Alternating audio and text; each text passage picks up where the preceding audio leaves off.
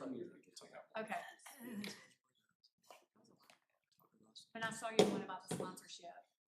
Yeah, we got can that. talk. Okay. That's, all right, I'll get One piece of a bigger. and I will look at my calendar. Okay.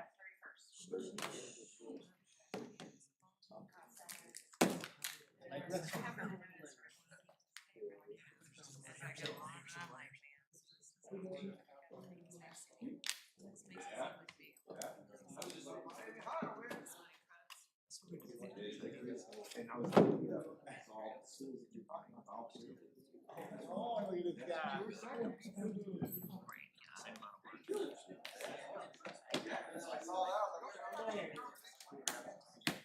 Oh, look at this guy. Oh, no, I don't really want to train. Like she works in it same. No, I Stop doing that. You're like, I don't want to do either of those. yeah, I mean, Collier, like, I'm like, I don't know when he sees his fans.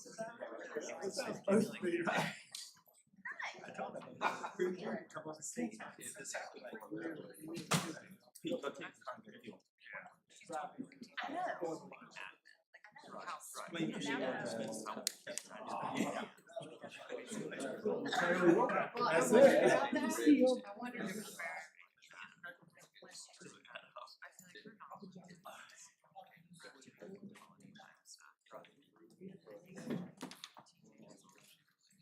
Still enjoying your game. You can't describe it.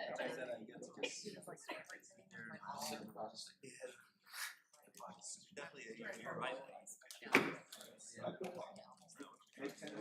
Is that the goal? I mean, I'll give it a shot. I'll and see what happens. I have a long time. But there are other people. So,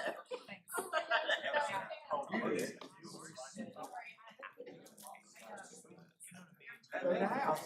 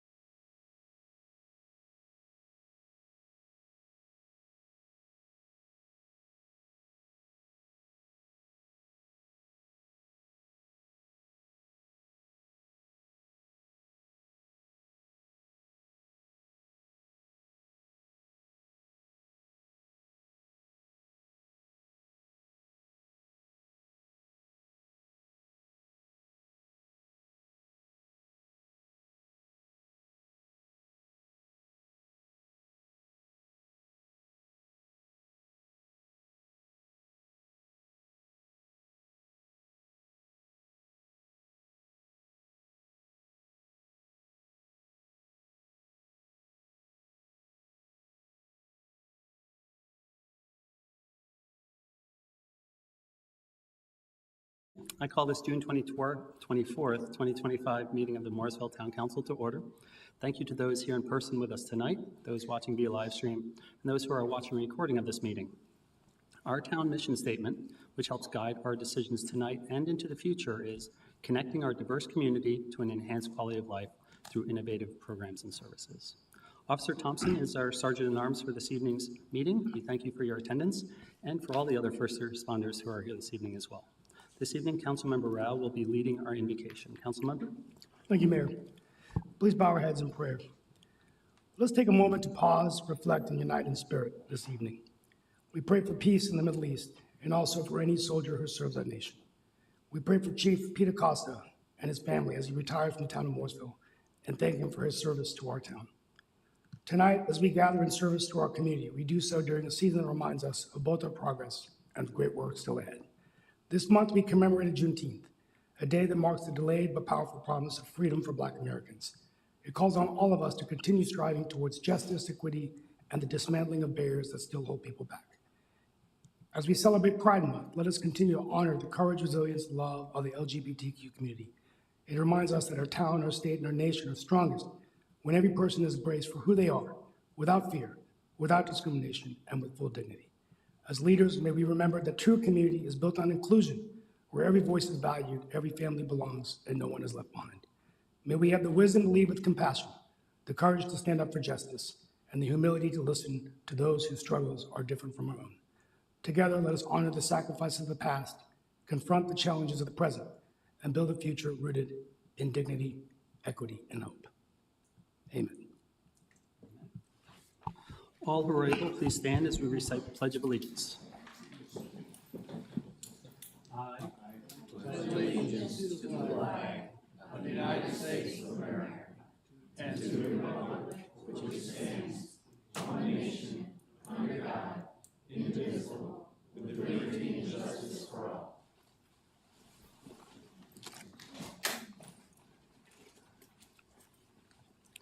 Before we adopt tonight's agenda, Town Council policy is to review and ensure there are no conflicts of interest or appearance of conflict of interest with any items on the agenda. Would any council member like to share anything at this time? Okay, seeing none. Staff has actually requested to add a third closed session to the end of this evening's meeting. It's regarding personnel. Is there a motion and a second to adopt this evening's regular agenda with that closed session added, please? I'll make that motion. I'll second. Motion from Councilmember Rabati, a second from Councilmember Johnson. All those in favor, please say aye. Aye. Any opposed? Hearing none, that carries unanimously 7-0. There are 5 items on this evening's consent agenda. Resolution awarding badge and service sidearm to Chief of Police Peter J. Acosta. May Town Council meeting minutes approval. Morrisville Chamber of Commerce Services Agreement. Resolution calling a public hearing in connection with the financing of the acquisition of a public works facility at 125 International Drive, and a resolution opposing SB 205, swimming pools / housing regulatory reform. Would any member of council wish to pull any item for discussion, or is there a motion and a second to adopt this consent agenda? I move that we adopt this consent agenda. I'll second. Motion from Councilmember Rao, a second from Councilmember Johnson. All those in favor, please say aye. Aye. Any opposed? Hearing none, that carries unanimously 7-0 as well. Next on our agenda is proclamations. We'll have no proclamations read during the meeting. We will be presenting this proclamation to recognize that July is Parks and Recreation Month, and we invite residents to celebrate with us when it will be read at Pop Up and Play Tuesday, July 1st at Morrisville Community Park at 10 a.m.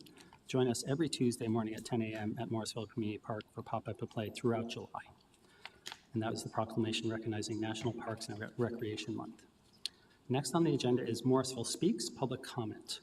Town Clerk Bertling, do we have anyone signed up to speak this evening? We have one person signed up to speak. Okay. So that person who's signed up to speak, please approach the microphone, stand when your name is called, begin by stating your name and residential address, and direct your comments to the entire council. Each speaker is allotted 3 minutes to ensure everyone has a fair opportunity to share their thoughts. A timer will start when you state your name and address, and a buzzer will sound when your time is up. We appreciate your cooperation in helping us manage time fairly for all participants. And the person's name is? Katarina Day.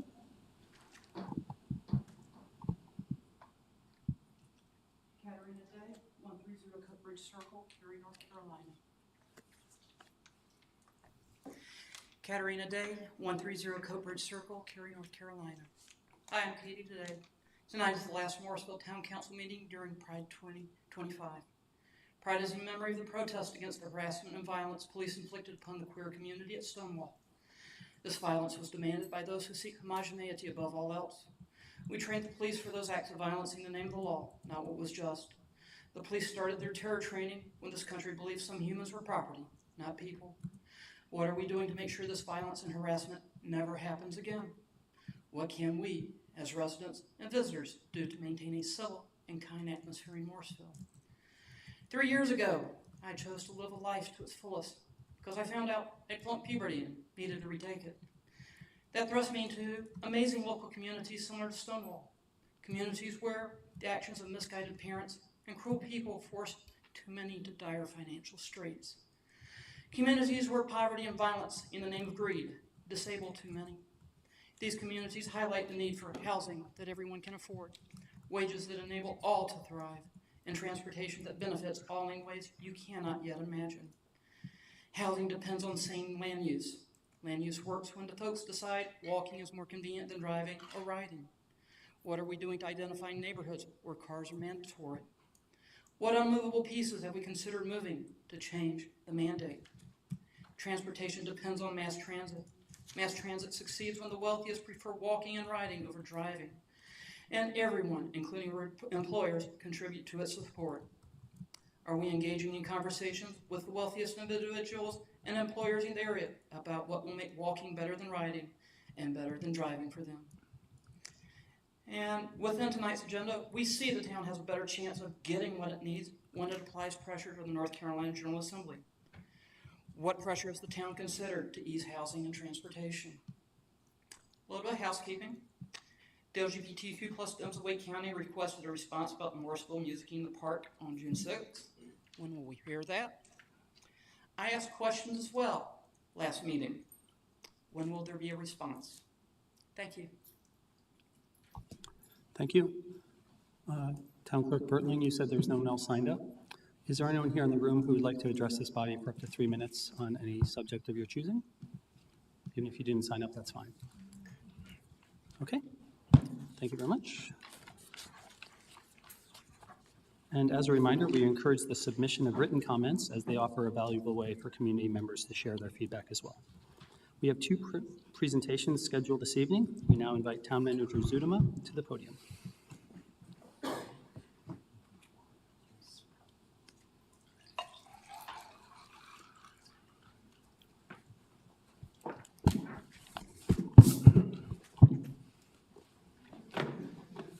This is about you, not me.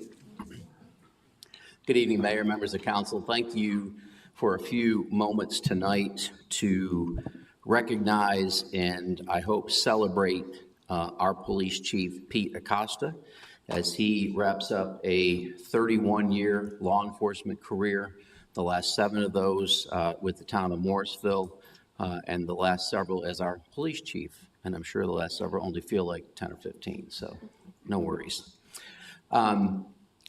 We had the opportunity to say nice things about Pete earlier today, so I'm going to try not to repeat all of those, but some of them I'm going to repeat because it's just how I feel. So we're so fortunate to have had Pete in this organization and for him to have made the change to come up from Mebane and to join our organization. He came in as a lieutenant and then was quickly promoted to captain. And then when the former chief left, Martha and I had the opportunity, and ultimately Martha selected Pete as our police chief. And that was very intentional. That wasn't a, well, he's here, let's slide him in there. Absolute opposite of that. So at that time, we really needed someone that was going to put people first, people in the department and people in the community.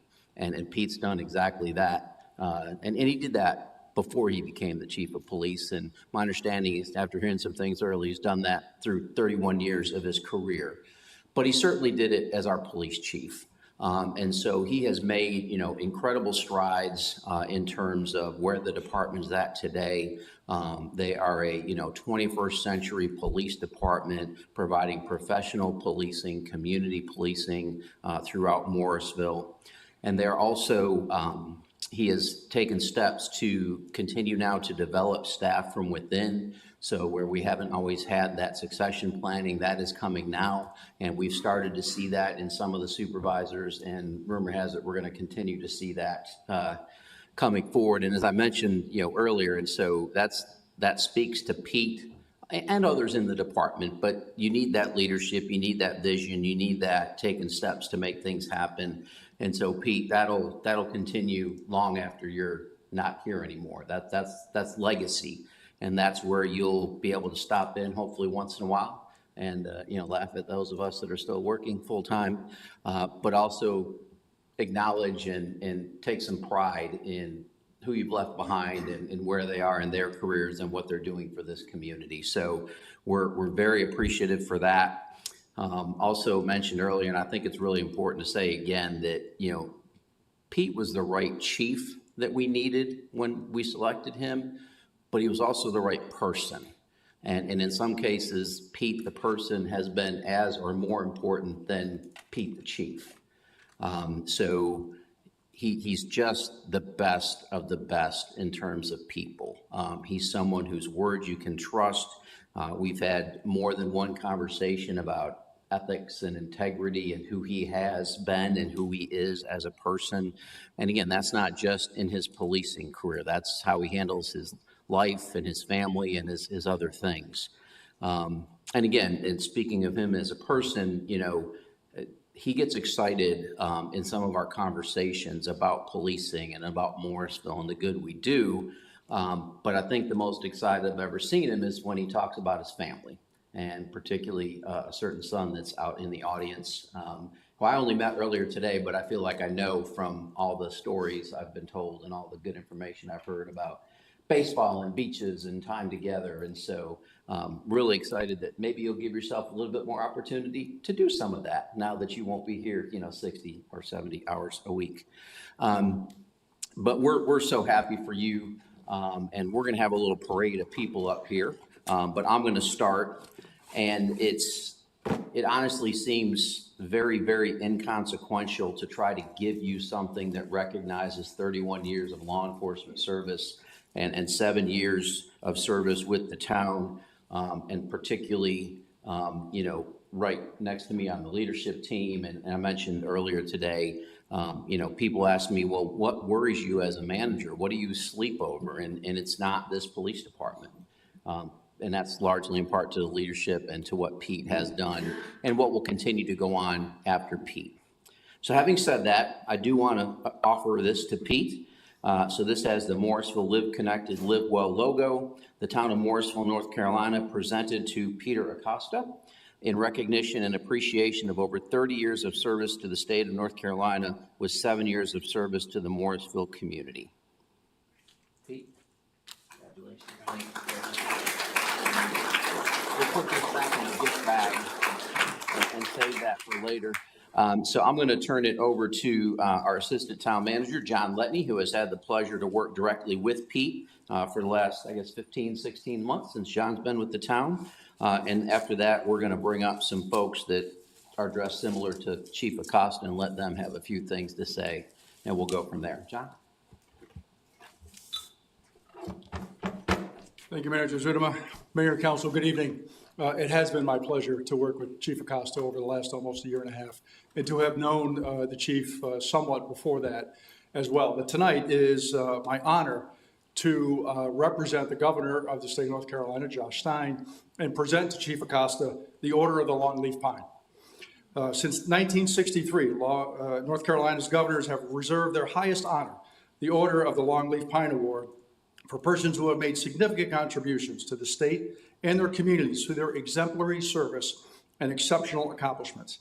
Nominations can be made for retiring individuals who have 30 or more years of service in the state of North Carolina. Persons named to the order become honorary North Carolina ambassadors with their names and award dates recorded on a roster maintained by the Order of the Longleaf Pine Society. The application for this award must include several letters of recommendation. Excerpts from those letters speak very well to the service and career of Chief Acosta, including the impact that he has had. And I want to give you just a few brief excerpts from those letters. From retired Chief of Police Bill Hollingshead, who is the Executive Director of the North Carolina Association of Chiefs of Police. Bill says, Chief Acosta has accomplished several initiatives that have greatly benefited his agency, his officers, and his community as a whole. Chief Acosta has implemented numerous initiatives to build trust and partnerships throughout the Morrisville community. His reputation in the Morrisville area and across the state is that of a true problem solver and someone that truly cares for everyone. As a recipient of the Order of the Longleaf Pine, I fully understand the significance and magnitude of this recognition. Without reservation, I know that Chief Acosta has a proven record of extraordinary service to the state and to his community, and that he will represent the values and traditions of this award in an exemplary manner. Dr. Jim Brunet, who is the director of the Public Safety Leadership Institute at North Carolina State University, says, I would like to highlight 3 aspects of Chief Acosta's character and leadership which make him exemplary in his field and a credit to our state. First, he is a leading proponent and practitioner of community-inclusive policing. According to MPD's mission statement, police services are provided in partnership with our citizens. That is an important redefinition of the police-community relationship. It suggests that the police are part of, not separate from, the community as a whole. Second, his commitment to those most in need of protection, particularly children, is simply extraordinary. He is quite public in his advocacy for the most vulnerable members of society and support for victims of domestic violence. His compassion for others allows him to build deep and lasting relationships with his community. Third, Chief Acosta is unique in his commitment to developing the next generation of law enforcement leaders. Multiple Morrisville officers have participated in the Administrative Officer Management Program and other leadership development activities under his watch.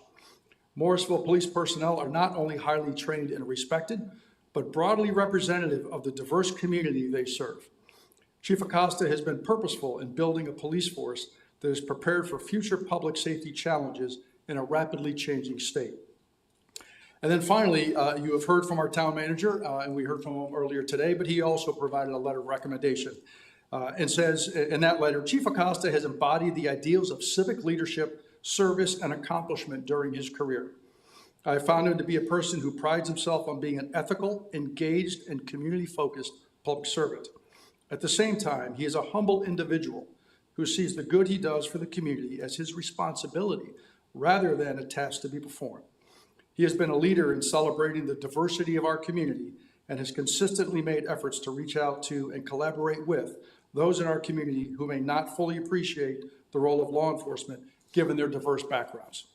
So, Chief, with that, I can say nothing to add to it.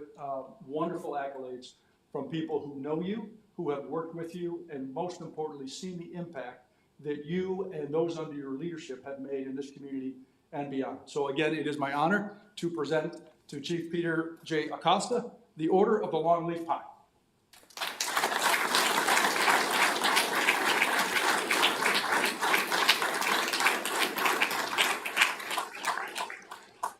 And next, we'll ask Chief Shirley, Chief Kirkman, and the team to come forward for another presentation.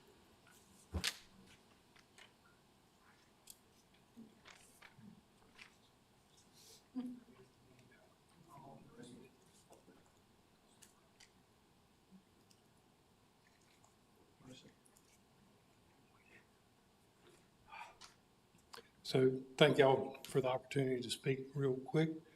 I don't know how I keep getting elected as spokesperson, but I do. So it is our honor to present you with your service weapon. As I'm sure most of you know, a service weapon for a police officer is probably the most visual symbol of what we're willing to put on the line for our communities. So with that, with your retirement, we feel it's important that you take that with you. As you can see, you know, it's been engraved with your name, your years of service. It has our patch, in addition to a life-size patch, and on top is our badge. We wanted you to have this because we want you to understand that although you're not here with us, you're still part of us. Okay? So in a minute, when we get to the picture part, everybody's coming up because anybody that knows you knows that it's the team first. So that is for you. Thank you.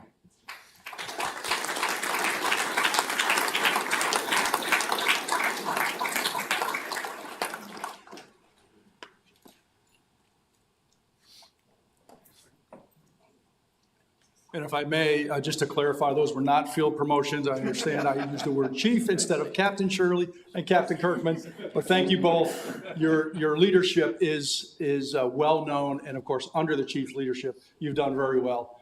So thank you for that presentation, for being here with the team.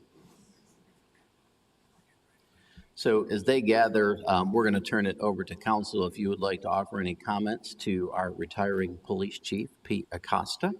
Also want to note, I think it's worth that there's a bunch of cops in here, as you would expect, but there's also a bunch of firemen in the back, and I believe that they're here to celebrate Pete as well.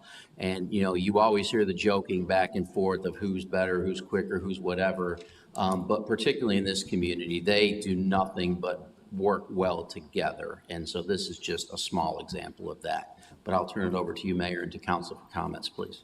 Great, thanks so much. I did notice that when they came in. So I'll start and we'll go this way and then come around. So today we celebrate the remarkable career and well-earned retirement of Chief Pete Acosta. Pete, your leadership and dedication to the town of Morrisville have made a lasting impact on our entire community. Throughout your years of service, you have worked tirelessly to make Morrisville a safer, stronger, and more connected town. Your forward-thinking approach has led to the successful implementation of programs like the Traffic Safety Unit and the Impact Team. These initiatives have not only made our roads safer for everyone, drivers, cyclists, and pedestrians alike, but they have also played a critical role in reducing crime in our community. You've built partnerships, engaged residents, and delivered results that have made Morrisville a better place to live. What has always impressed me is how well the values of the Morrisville Police Department, professionalism, respect, integrity, dedication, and excellence align with the values we cherish townwide: dedication, integrity, courtesy, and innovation. You didn't just lead the department by these principles, you embodied them every day. I personally enjoyed the opportunities I've had to do ride-alongs with your team, especially that memorable bike ride-along a couple of years ago. It gave me firsthand insight into the professionalism and care with which your officers serve our community. It also highlighted how you've fostered a culture that is engaged, accessible, and always focused on community connection. I also want to recognize your efforts in championing sustainability within the department, including the adoption of hybrid vehicles. You've shown that public safety and environmental responsibility can go hand in hand. Chief Acosta, you've served Morrisville with distinction as for the Longleaf Pine. That's incredible. You should be very proud, as should your family. Your retirement is well earned, but your impact will be felt here for many years to come. On behalf of the town of Morrisville and our entire community, thank you. We appreciate everything you've done for us. We wish you all the best in this exciting new chapter ahead. Congratulations. Mayor Pro Tem Garamella. Thanks, Mayor. I think when I see Pete, I'll speak from my heart, so I don't have to, I see him as more as a human, where you can interact, you can talk to him, and the amount of joy, I share Facebook with him, that I talk, amount of baseball and amount of activity that he's so proud of his kid, and pretty much like a human, he never showed that he's the chief. He never had his collars up, but I would say he was the most stylish chief I have ever seen. And the one that basically comes to my mind was during COVID, you had this kind of a shield. No one else had it. I don't know from where you got that done, but you were like the monopoly of having the shields. But those are occasions where you can go back and look into it. But I think well deserved, and you served well to Morrisville and your staff. The fact that the entire staff is here is a testament of the good work that you have done and how you treated them. Thank you for everything you do. Councilman Rao. Thank you. Well, Pete, I mean, you really have set the bar high for being such a great leader, because, you not only won the uniform in your career, but you've dedicated yourself to earning the respect of the people that you've led, the respect of this community, focusing a lot of your time on building bridges with everybody. And that this is so special that you've been a part of this town for all these years. And you've made a lot of us, all of us, a better person. I was very moved today when I heard your son and you talk about each other. And that was really, for me, very moving to see the love and respect that both of you have for each other. So I know that much of what I was going to say has already been said, but the most important thing I want you to know is that you're not just walking away from Morrisville, you're leaving a legacy of courage, a legacy of resilience, a legacy of what it is like to be a model citizen, someone that can make us better. And we are better because you led us. You led this community, and we're a family in Morrisville. You led our family. So on that note, I just want to say that we thank you. Wherever life takes you next, just know that you always got a place. You've always got a running partner in me in Morrisville as I transition to the next chapter as well. But you've got the respect, the gratitude, and love this town. And we're grateful. And I want to thank you for your friendship. So I wish you and your family all the best. And please don't be a stranger and come watch the kickball game. Then you can play 5. Thank you. Councilmember Rabadi, please. These things are so hard, and they've been so many lately. I don't know that you need me to say anything, because if you look to your right there, all your people are standing there because they love you and they respect you. They've learned from you. They've grown with you and for you. And I mean, to say that you're leaving a legacy here really doesn't even cover it. I mean, you took the role of chief at a time when it was very difficult to be a police officer.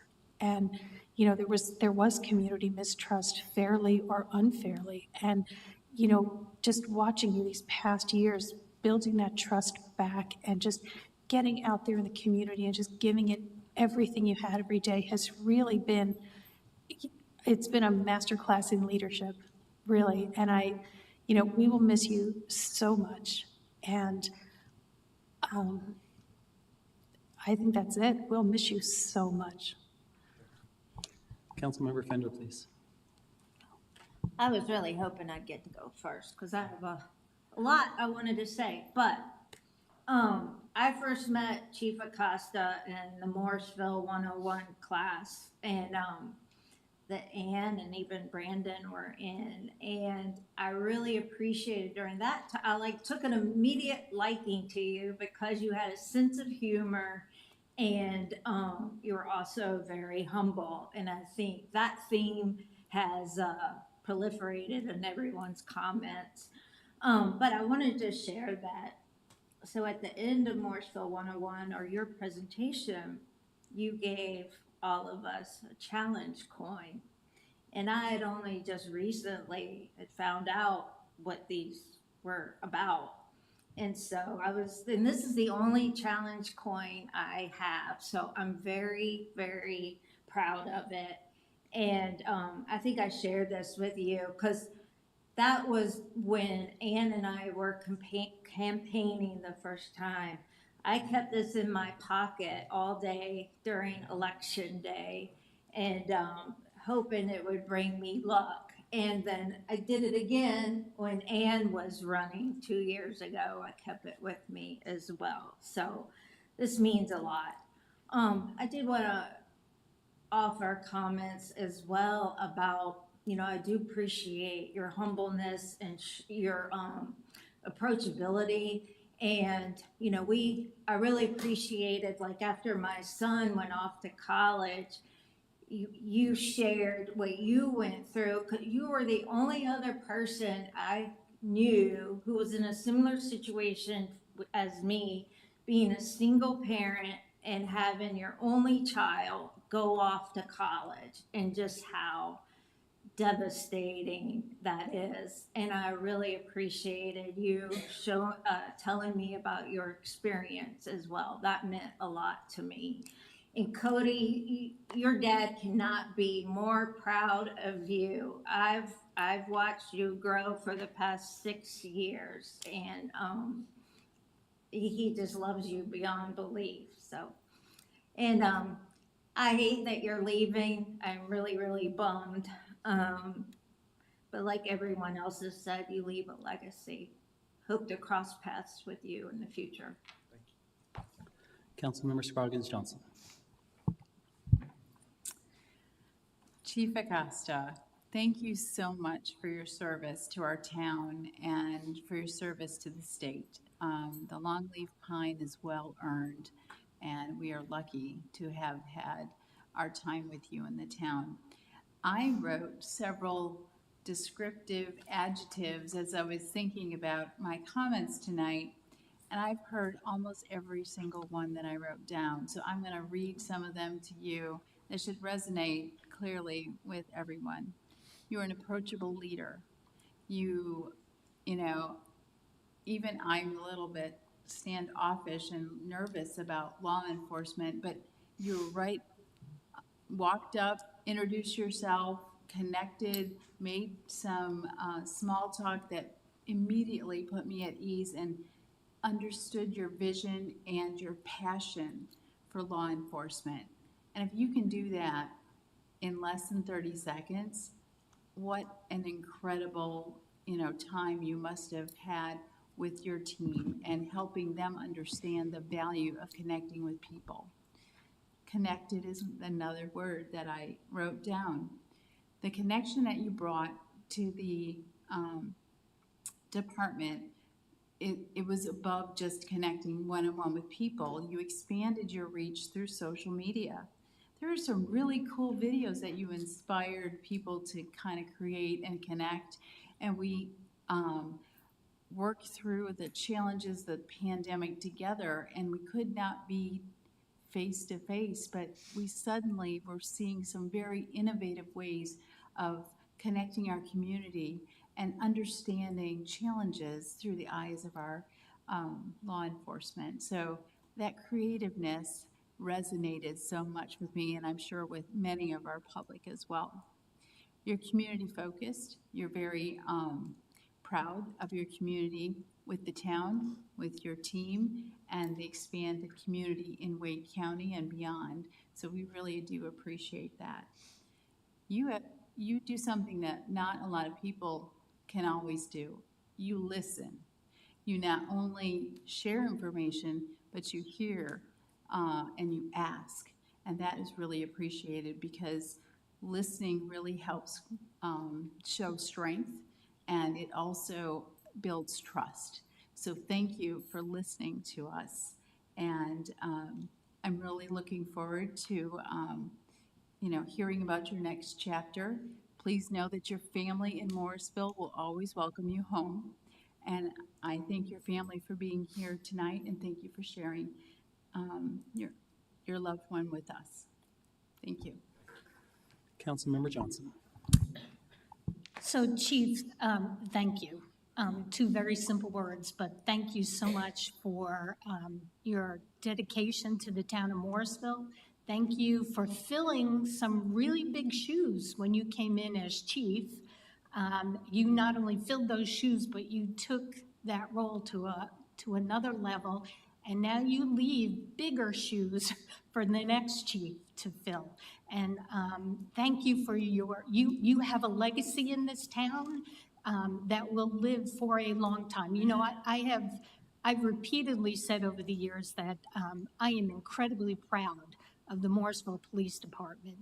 And I would put this agency up against any other agency. You are the best of the best. And that is due to everyone in this room and others that can't be here tonight because they're on duty. But that goes to you too, Pete. Thank you for keeping this police department at the level it is at and bringing it to where it is today. I have never been more proud of you, of this organization. You need to be proud of yourself to get the Order of the Longleaf Pine. Now I'm gonna get emotional. Could not go to a more deserving person. And that is not given out to just anybody. So that is a big deal, well-deserved. You put that in a place of honor. And I am so happy for you. Town manager called this a celebration. This is a celebration. This is a happy time. This is the goal in life, is to get to retirement. And you know, I said this afternoon, retirements, I'm not happy about them. They make me happy and sad at the same time, because that means we're losing you. But very happy for you. Well-deserved retirement.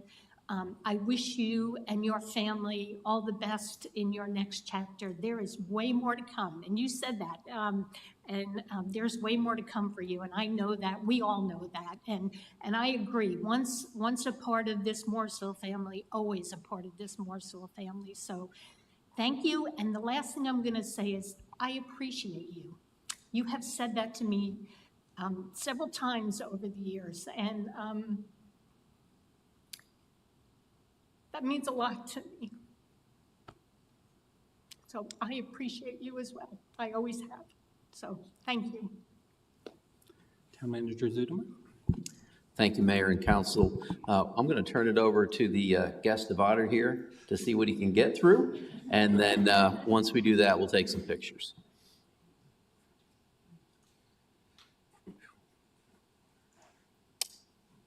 So many of you may not know this, but I'm the happy recipient. It's almost as good as the Longleaf Pine Award, but I'm also a recipient of the Golden Microphone Award. So I didn't plan on speaking long, but once I got that award, that first of the year or so, yeah, I couldn't wait for this moment. Yeah.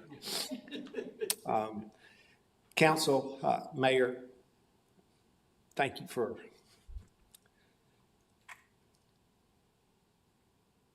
letting me be your police chief. I don't take this position lightly.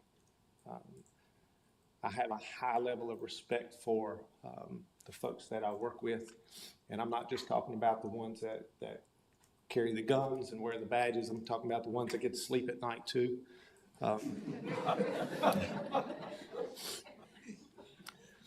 It means a lot to me that I've been able to serve in the role of Chief of Police. And I'm very thankful for each of you. I've learned from every one of you. We've had some great conversations, and some of those conversations have been tough, and I have learned every single second from each of you, and it's made me a better person. And I thank all of you for that. Thank you for all of the support that, not that you've just given me, but what you've given our entire staff, and I'm very thankful for that.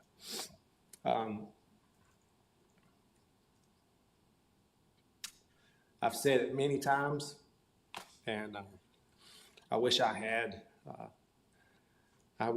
better words that could describe how I feel about each and every one of you.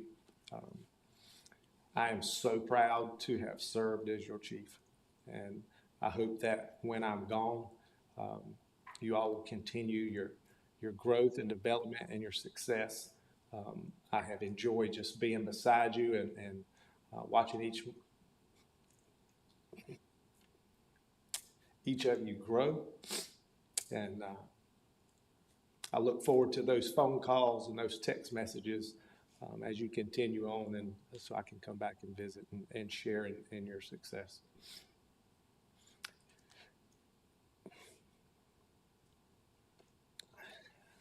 I didn't realize I talked so much about my kid, but I guess I do, because all of you know a lot about him.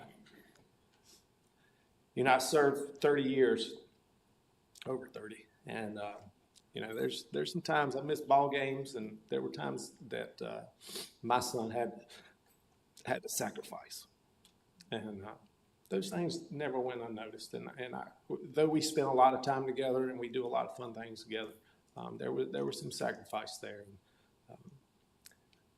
I'm very proud of him, obviously, and very much appreciate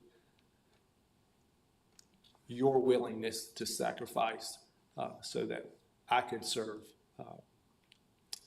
not just this community, but all the communities that I've been able to work in. So I thank you for that.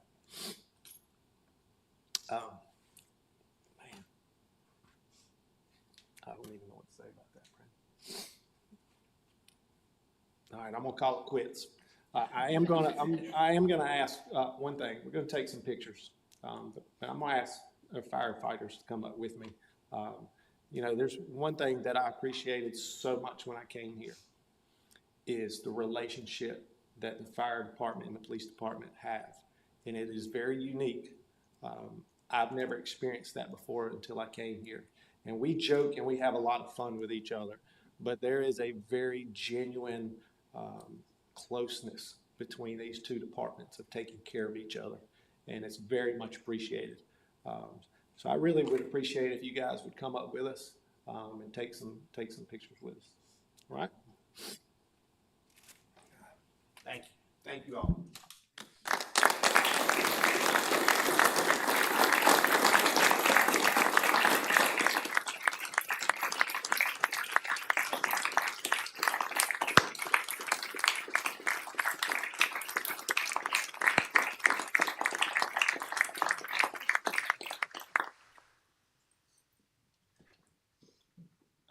Ask my family to come up as well.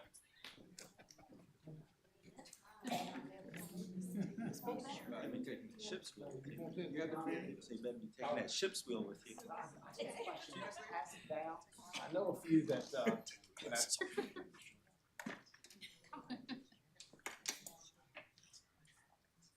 People up front.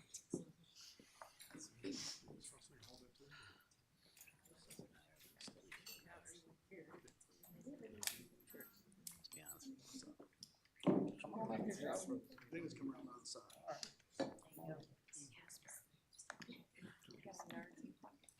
You know, he stole it.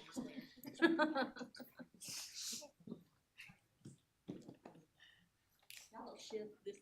Perfect. That's perfect. Y'all shift that way a little bit.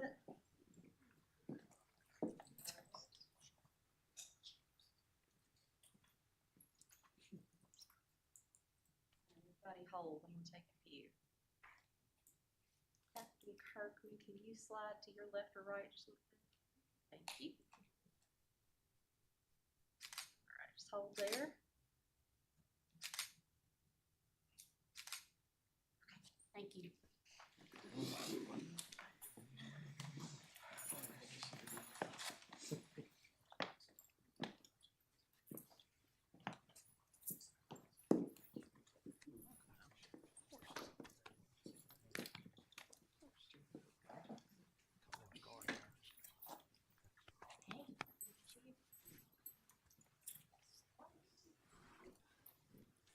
There's some scratch on this. We already got to go in order.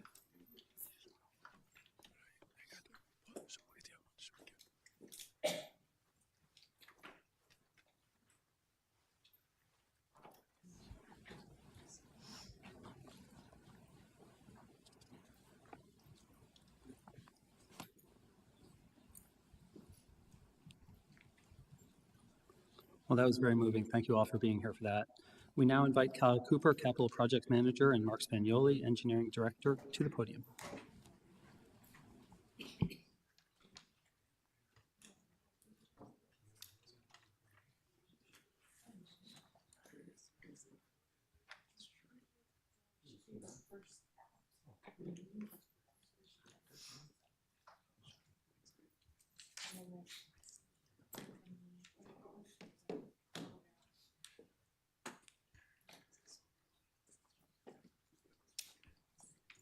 Good evening, Mayor, Mayor Pro Tem, council members, Mark Spagnoli, Director of Engineering. It's a hard act to follow. I don't think we'll have as emotional reaction to what we have to say this evening. Is it better now? Sorry, I'll start again. Good evening, Mayor, Mayor Pro Tem, council members, Mark Spagnoli, Director of Engineering. This evening we have a dog park progress update presentation for you. As I was trying to say, I don't think it's as emotional as the last presentation, but we certainly hope it'll be as exciting for you. So thank you so much for having us this evening. It's going to be a team presentation. I'm going to be doing some of the slides. Kyle Cooper will be doing some of the other slides, and Cindy King will be coming on board to do some of the operational slides for Parks and Recreation. I'm going to take on one of the maintenance slides because Jeffrey Brown's out on the conference. All right, so I want to start off by saying we did it. and we did it because of your support and your good ideas to preserve trees at the park. Our initial design concepts for this park were to clear cut everything by the designer's suggestion and start with a new, fresh park, fresh facility. I think your guidance was what did it for us. In this case, we spent a lot of time based on your guidance and input, and we went ahead and preserved tree canopy over 5 acres and saved over 350 trees on the site.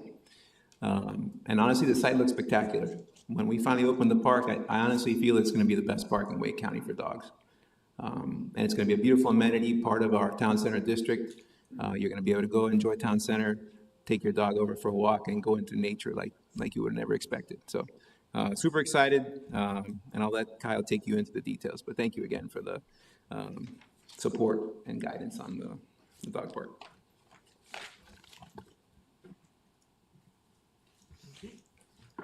All right, so I'm gonna just take you through the overall site plan, what we've done so far, what's to come.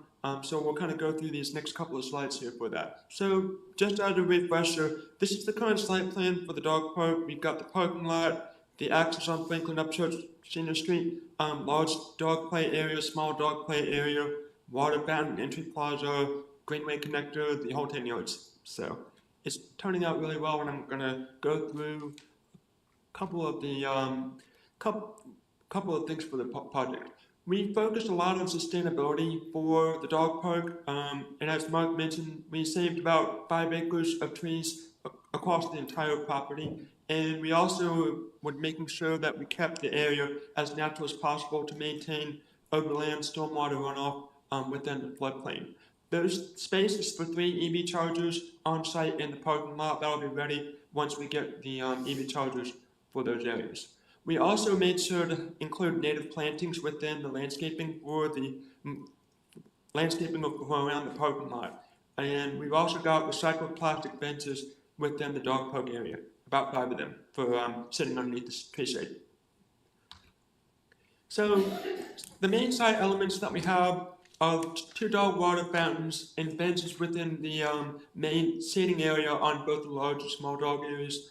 We've also got metal fencing with puppy gates for the small dog play area to make sure that they don't slip between the bars and get out. We've also got bike racks with the logo on them, 27 spaces for parking, and the greenway connector into the Crabtree and Hatchet Creek Greenway. And I've got a couple of photos here of the current construction on the site. You can see we've got the landscaping in, we got the fencing in, we've got more landscaping. We're working on finishing up the parking lot. The overall schedule, I'm proud to say there's a lot that's been completed so far. We got the landscaping done, we got fencing, tree trimming, all the fountains and amenities are installed, working on getting the hookups finalized for the water.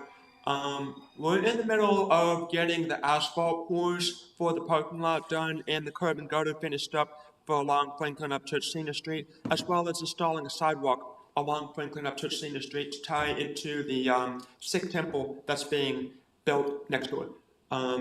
We're working on getting the access control installation set up, and we're anticipating that being completed in July of this year, so trying to get all the details worked out with that.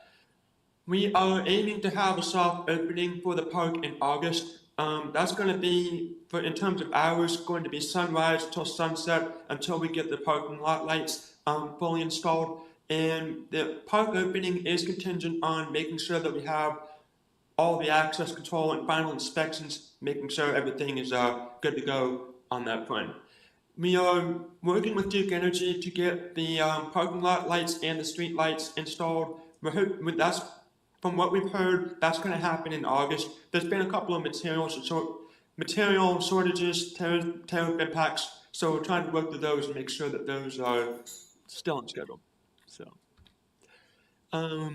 we got a couple of things here on maintenance, and Mark can handle some of the details on that. Thanks, Scott. So immediately after we open the park, we'll have maintenance scheduled and available for the park ongoing from the day it opens. Public Works will handle all the maintenance for the park. I won't go over each and every one of these, but I do want to say there are regular checks by town staff on a daily basis to see how the park is doing, to see if there's any immediate needs. Obviously, we have regular trash pickup schedule, mowing, dog waste cleanup, etc. And this schedule will be adjusted based on the frequency that's required depending on the use and so forth. We have this operating cost already allocated for parks, for public works, and they have staff available to take care of these maintenance items.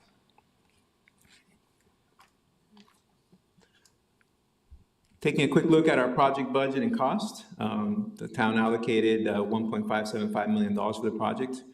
We have our total cost, project cost to date at 1.53, so we have a little bit leftover funds for the project. We're going to keep those in the project account until we 100% complete the project. So far, it looks there will be some remaining funds. The good thing here is that we're under budget.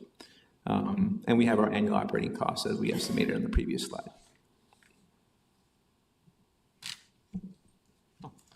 I'll pass over to Cindy King. She's going to go over our operations for the park. Good evening. We're going to be doing memberships, which will be available for purchase through our ActiveNet under the memberships tab. We're going to offer both single dog and multi-dog passes. Membership pricing is still being finalized and will be added to the ActiveNet once confirmed. Current proposed fees are annual single dog passes at $30 per resident and $42 for non-residents. Multi-dog, $45 per resident and $63 for non-resident. And we're doing some research to determine whether we can offer daily or monthly passes. So I think that would be a viable option if we can do so. We just got to make sure we can do it with our system, which we think we can. Membership sales will begin at least 2 weeks prior to the soft opening, and we'll announce the sale date at the soft opening once it's scheduled. Membership sales will be managed by the town staff. After purchasing the membership on ActiveNet, users will receive a digital pass accessible through the My Parks and Rec app. So those of you who are familiar with that, we use that at MASC, and it's a very good functional app that we've had good quality information with, so we're going to use that. The same app used for, like I said, the fitness and pool reservations at MFC. The Morrisville Dog Park will be listed as a facility in the app. They can use the check-in button to generate a barcode for scanning into the park. And then the tentative hours are set for 6 a.m. to 10 p.m. once, like Mark said, the lighting is installed, consistent with the other Morrisville parks. Prior to that, the park will be open dawn to dusk. And then a full list of Morrisville Dog Park rules has been created and will be shared via QR code. Then we've got the next, is that me? Where is it? I'm just quick. Oh, there we go. As with any of our parks, we have rules, so we do it with the dog park as well. You'll see some general use, use the park at your own risk. Dog handlers must be 18 years of age or older to enter the dog park without supervision. All dogs must be registered and have a current dog park pass. Health and safety, all dogs must have up-to-date vaccination. We're not allowing any dogs under the age of 6 months. Female dogs in heat are not allowed. Any dog with a history of aggression behavior is prohibited. Children and equipment, children 12 years old and under are not allowed inside the fenced gates. No strollers, bicycles, tricycles, etc. will be allowed inside the park.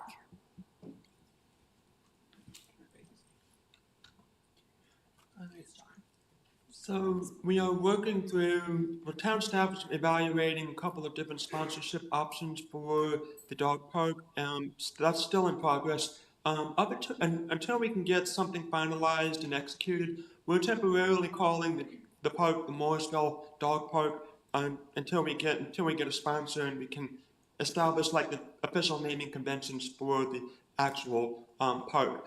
We do have a temporary park entrance sign that we've made that's going to be installed in the front until we get that finalized sponsorship and the branding updates for the final signs within the within the dog park. We're trying to like also coordinate that with the upcoming town center like branding as well. Just make sure it's as consistent as possible, so to speak. And then overall next steps, we are planning on having the grand opening ribbon cutting date to be determined once we get all the official elements out of the way, but we're planning for that in August. So that's the long and short of the presentation. I'm happy to answer any questions that you all might have for the dog park. Councilmember Rabati, followed by Mayor Pro Tem Garamella, please. I am so excited. Amazing work, both of you. And coming in under budget is just a really nice surprise. I did have one question. Could you go back a couple slides to where you had the map? There it is. Thank you. Just wanted to take a picture of that for my Instagram. I can send you. Thank you. Mayor Pro Tem Garamella. Excellent work, and I think it's turning out to be what we expected. And I like Mark's encouragement, and actually it might be a reality that many of the dog parks I've seen are always clear-cut. And I think during the summertime, especially like today, they will be happy. You know, I'm walking my dog and it's having a hard time, you know, especially on asphalt and other things. I think mulch is timely for putting these things. My question is in regards to kids under 12. Can you go to that slide?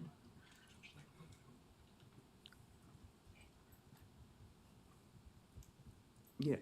So think of a family who's coming in, you know, with a stroller and a kid, and they have a dog.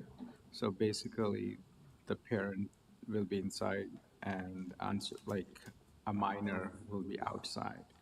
So how do you plan to answer those? Because it's not conducive, which means that person who is coming can only come to the dog park with no kids, and that is not a good thing because many people come, walk their dogs, and it's part of their life.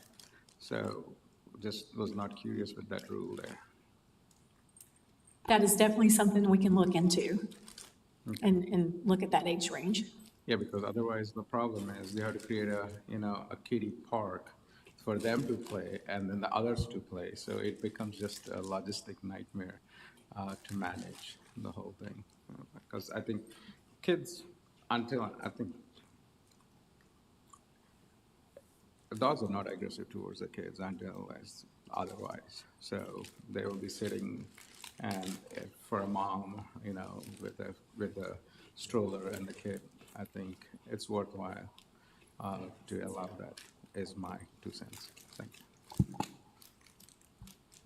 Councilmember Spargans Johnson, please. Thank you, Mayor. Well done. Well done. Under budget, and most importantly, the immense amount of tree save for this project is so impressive. And I know that when we did the ribbon cutting for the dog park several months ago, you were showing us all the tree save areas that you had kind of identified and designated. And I was like, usually with projects, the ribbon around the tree means remove the tree because it's like a opposite, but you really meant tree save. So thank you so much. I appreciate the thoughtfulness, and I think that that environment will be more conducive to relaxation and play for, you know, our furry four-legged friends as well as adults, you know, kind of chillaxing at the dog park. And I would like to echo Mayor Pro Tem's Garamella's concern. I realize that there is a safety consideration with children 12 and under because of, you know, mixing different dogs and different people might not be as manageable, and we're concerned about making sure that everyone is safe but at the same time, walking along a greenway with your dog and your family is something that I think is a value, and trying to look at options. Maybe there's some areas that small children are not allowed, but other areas there are. There might be some ways to do some balance of risk related to the dog park. But well done overall. I'm really looking forward to seeing the opening in August, and congratulations. We are. Councilmember Fender, please. Yeah, I wanted to reiterate what Councilmember Scroggins Johnson said, and that thank you so much for saving those trees. I know the first design, I think it was just a conceptual design that someone presented us. It was just completely bare, and then one of those sail things as a shade, and so that was pretty appalling. So I really appreciate you guys taking our feedback and well, hearing us and implementing it. So thank you. I would have a big concern allowing young children in there with dogs, because I don't know what parent would want to take their small child in there where you have dogs that you don't know, and potentially there's always dog fights that erupt. I certainly wouldn't want a small toddler or preschooler or whatever. I don't know if you lower the age to 10 or not, but I do think you need some sort of limit or restriction in place, or else you're gonna be fielding calls of dog bites and dog attacks from parents. So that's all I got. Thank you. Thank you. Councilmember Johnson. So I just want to say thank you. This is a long time in the making. You are going to make a huge portion of our residents incredibly happy. I don't have a dog, so I'm not gonna use it, but I'm gonna come out to the ribbon cutting. I'm gonna come out and check it all out. But you're gonna make a lot of people happy. So thank you all very much. And now that we're all weighing in on this, I totally agree with the no strollers, bicycles, tricycles. There's no reason to bring any more stuff inside. So I would like to know what other dog parks are doing as far as age restriction. If there's some information on that moving forward, that might be really helpful. There are others that have already accomplished this kind of facility, and it's been in the works for years, and so there's probably lots of lessons learned that I think will be really helpful for us so that we don't make any mistakes along the way. So I would highly, and I'm sure you've already done that, but I'd like to know what some of that information is too before we kind of land on an age restriction. So, but thank you. Come visit the park without a dog. It's a I nice, will- I it's a will. nice passive park. Thank you. Do you give passes without? Well, you could sit on the outside bench. It's all different. So thank you very much for adding this amenity to our town. I love all the tree save. As an owner of 2 dogs, I very much look forward to heading over there. And I trust that you guys will ask the other municipalities about it. I know that a few years ago at Godbold Park in Cary, which I visited when we were getting this started, that there was a child that was bitten. So that's the worst case scenario. So everything that we can do to just promote safety is what I'm really looking for. But this is a beautiful park, and it's going to be a great place as the destination as part of our town center district. I think everyone's had a chance who wanted to speak, so I'll address Councilmember Abadi at this time. Yeah, I just wanted to echo strongly what Councilmember Fender said and add some additional perspective. I have 3 dogs. My daughter has 2 dogs. We've taken those dogs to dog parks all over the place. Almost all of them have age restrictions. It's been my experience, and this is anecdotal, of course, but it's been my experience that the same people that will ignore those age restrictions and take their kids into the park are the exact same people that have not taught their kids in any kind of reasonable way how to behave around a dog that they don't know. So the reason I didn't bring up the age restriction was because I'm 100% in favor of it. If every parent taught their kids how to behave around a dog, then it would be great. It'd be puppies and babies all over the place, and we would all love that. But unfortunately, that's not the world we live in. And I've never seen a child get bitten by a dog because the dog was fundamentally aggressive. But if a child is going up and pulling the dog's tail and poking the dog in the eye, there is going to be a bite, and it's not going to be the dog's fault. So I am very strongly in favor of limits on limits on children coming into the park. If there's some way down the road that we could establish a dog safety class for parents and children, and then the kids could get a pass, I'd be all about that. But just random children in a dog park is a recipe for disaster. Councilmember Rao, please. I just want to thank you for great work. I'm really happy it was under budget, and it's going to be exciting to open it up in August. Thank you. Okay, so next steps will be notified about the ribbon cutting. Is that accurate? That is correct. Okay, we all look forward to it very much. Thank you. Thank you. We're now at item 11, action items. We have one action item scheduled this evening. We now invite Josh Michael, Planner 2, to the podium to update Town Council on the proposed amendment of the zoning map for 1100 Perimeter Park, that's REZ 24-0017. The public hearing was held at the June 10th Town Council meeting. Council is scheduled to take action this evening. Sir?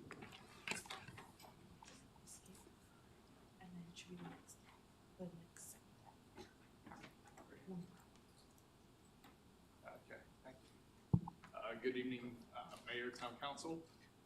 There are no new Your microphone? The red light needs to be on.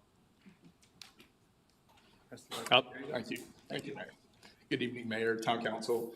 There are no new updates to this item. It is ready for action at Town Council's discretion. Good to know. Does anyone have any questions for staff on this item? Steve, did you? No? Okay. Without any questions, I'd say, is there a motion and second on this item? And is that this one? Yes. Okay. So we want to read this entire thing? Town attorney? Okay. Who would like to be recognized to read this for us? I'd like to recognize Councilmember Johnson. Thank you.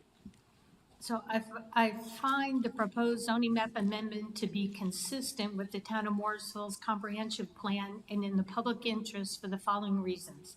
A, the proposed conditional office and institutional zoning district is compatible with surrounding zoning districts. B, the requested zoning map amendment would allow for development that is compatible with the developments in the surrounding area, thereby resulting in a logical and orderly development pattern. C, provides a broad spectrum of local and regional employment that offers economic development opportunities.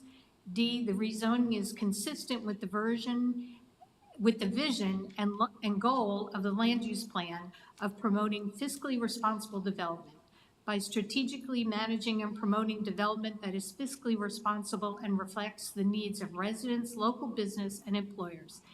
And I hereby make a motion to approve ordinance 2025-149-0 of the Morrisville Town Council approving a zoning map amendment for 1100 Perimeter Park Drive, a property located at the intersection of Perimeter Park Drive and Airport Boulevard, to the conditional office and institutional zoning district, REZ-24-0017. Okay, I have a motion from Councilmember Johnson, a second from Mayor Pro Tem Garamella. All in favor? Please say aye. Aye. Any opposed? Hearing none.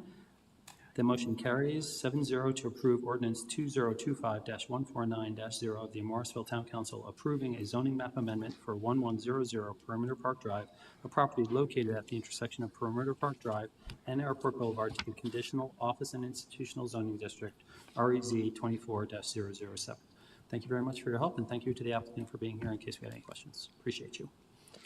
Okay, at this time we are at item 12, which is future meetings, events, and resident involvement opportunities. For a full listing of these events, please see the town calendar at www.morrisvillenc.gov.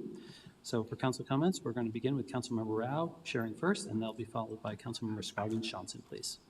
Well, first of all, I want to wish Councilmember Fender a happy birthday, and wish he wasn't happy to be here at a council meeting, but happy birthday. I want to just 3 comments. I want to thank our staff for the great Smart Cities International Focus event. It just made me very proud to see us be such a leader nationally and across the country. So great work, very useful presentation, and hope we can work with more tech folks to learn, and cities and governments about our great work. I want to thank everyone for the Juneteenth music event. It was a real success, so I want to thank everyone for a great time. And on Juneteenth, I also went to RTP, and it was amazing to see the hub, and it's opened up now, and it's just really amazing to go look at what it looks like. So I really encourage everyone to go out there. Gave me a lot of ideas about redevelopment, and congrats again to Chief Acosta for winning the Order of the Longleaf Pine. So I'll leave it at that. Looking forward to a good evening, a good meeting the rest of the evening. Thank you. Councilmember Scoggins Johnson, followed by Mayor Pro Tem Garamella. Thank you, Mayor. I have no comments this evening. Mayor Pro Tem Garamella, followed by Councilmember Johnson. No comments. Councilmember Johnson, followed by me. No comments. Okay, I have a couple of comments, and then it'll be Councilmember Rabadi after that. Happy birthday to Councilmember Fender. Happy 4th of July to everyone in advance. Although I was out of town with my family, I've heard great things about our recent Music in the Park events celebrating Pride and Juneteenth. I'm very proud of how inclusive and welcoming we are as a town. I love walking my dogs and stopping to talk with neighbors, and when people driving by, they just happen to wave hello. Also, just want to remind people that although traffic around here can be frustrating, it is nothing compared to what they still deal with in New York. Near LaGuardia Airport, where I was this past weekend, oh my gosh, it was a nightmare. I mean, actually stopping on a highway. And I'm glad that I've chosen Morrisville to call my hometown. Now to Councilmember Rabadi, please. No comments. Thank you, Mayor. And Councilmember Fender. I have one short comment. I want to thank Councilmember Rao for the birthday wishes. My birthday was actually Sunday, but I know Steve was excited because now he's no longer older than me. I was going to sing you happy birthday today. I used to do that when I was Mayor Pro Tem, so you're very lucky. Yeah, we're now both old enough to go to the senior center. Oh. Officially senior there. See you there. Thank you. I count us all lucky that we didn't have to hear Steve sing tonight. Mayor Pro Tem Zudema, Town Manager Zudema, do you have any comments on behalf of staff? Would that be a promotion or demotion? I don't even know. Well, I'm equally flustered by trying to follow that conversation. I do want to share just one thing with you. If you're not already aware, the Rotary Club held their annual meeting last week. And so, as you know, or you may not know, that we sponsor 4 of our staff members to participate in Rotary. And that gives them an opportunity to be out in the community and interacting with people, supporting the good work that Rotary does in our community. And so they invited me to join them last week for their banquet, and they awarded the town of Morrisville their Partner of the Year for 2025. So just wanted to share that with you and thank our staff that participate in that. So that would be Assistant Town Manager John Letney, also Chuck from IT, and Amelia, our new small business specialist, and Rox out of communications are all members of the Morrisville Rotary Club. Thank you.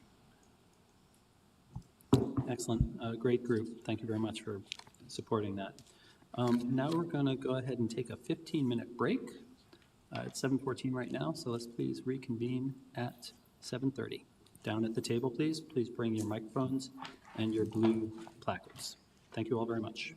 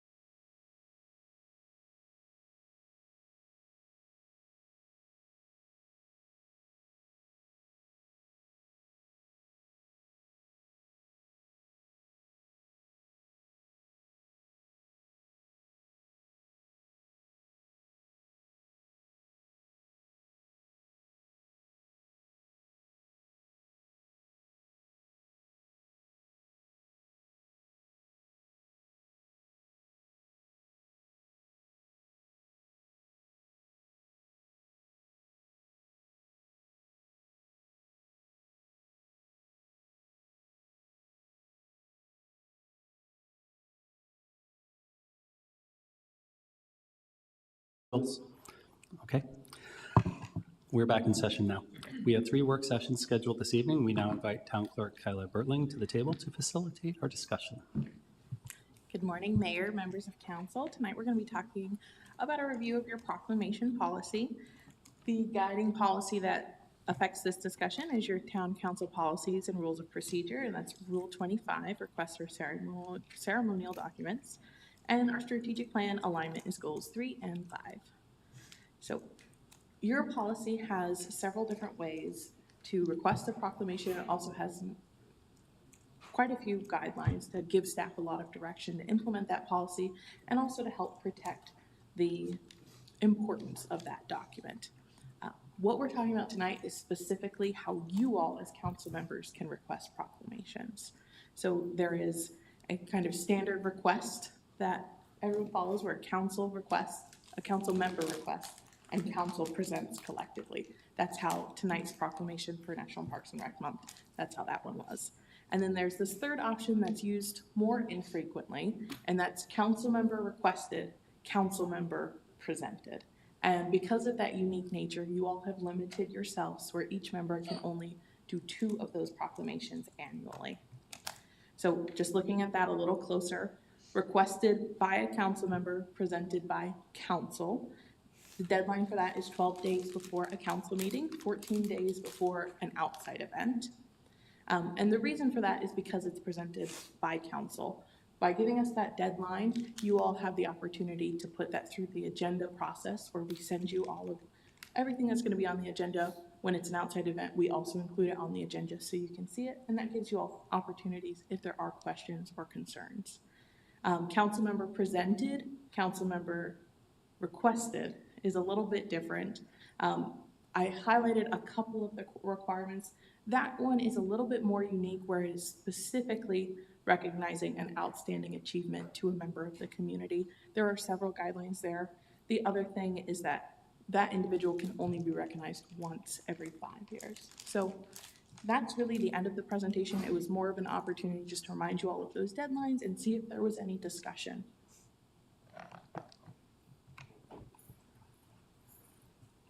Do you want to handle the facilitation or need me to help? Excuse me. Councilmember Robati. What's the process? Sorry. The past few months, it's felt a little bit random to me who's been presenting which proclamations.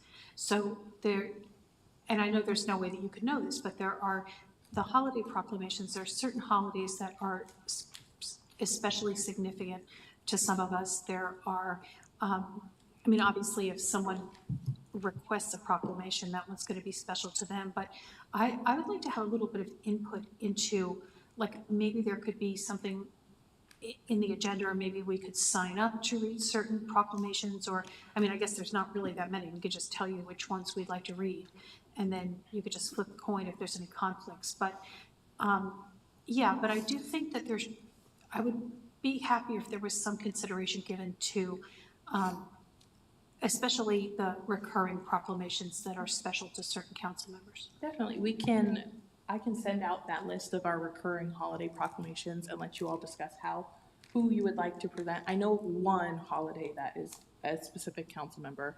For the rest of them, we have just a rotating list, and just as we go, I just keep rotating you all. So I'll get that feedback from you, and then we can implement that for sure. Thank you. Councilmember. What's the process for the council member, presenting the council members? So limited to annually, do you just basically make the request and then have it drafted, or do you ask the council?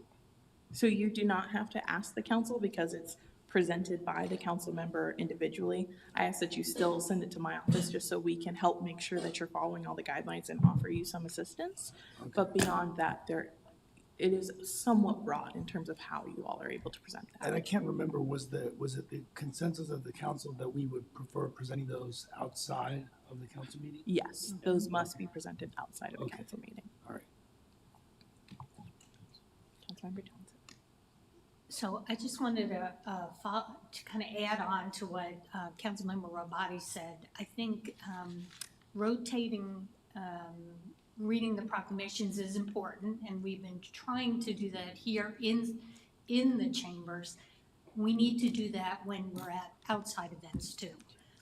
That needs to be rotated amongst us, and so, I'm not sure I'm not sure that's fair to put that on you all and on you, Kayla.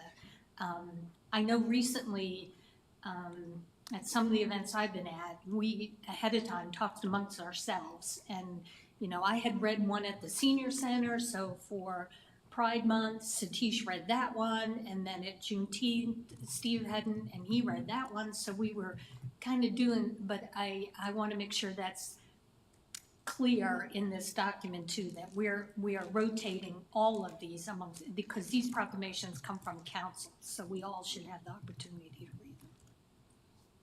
Is that something, so we do that as a practice? Would you like that formally adopted into the Yes. policy?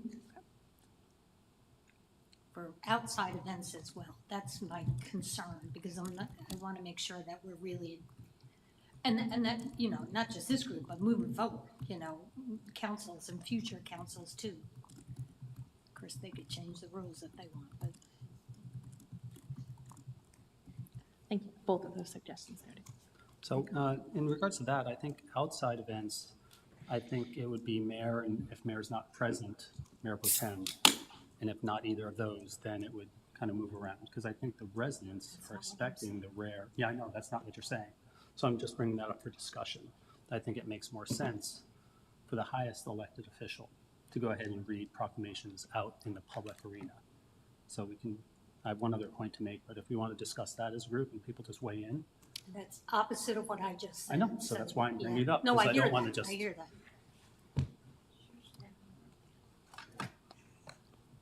Councilmember Scroggins Johnson and Mayor Pro Tem. So this is interesting because, like you, I have been a mayor pro tem as well as a council member, and I've been a mayor pro tem with TJ as well. So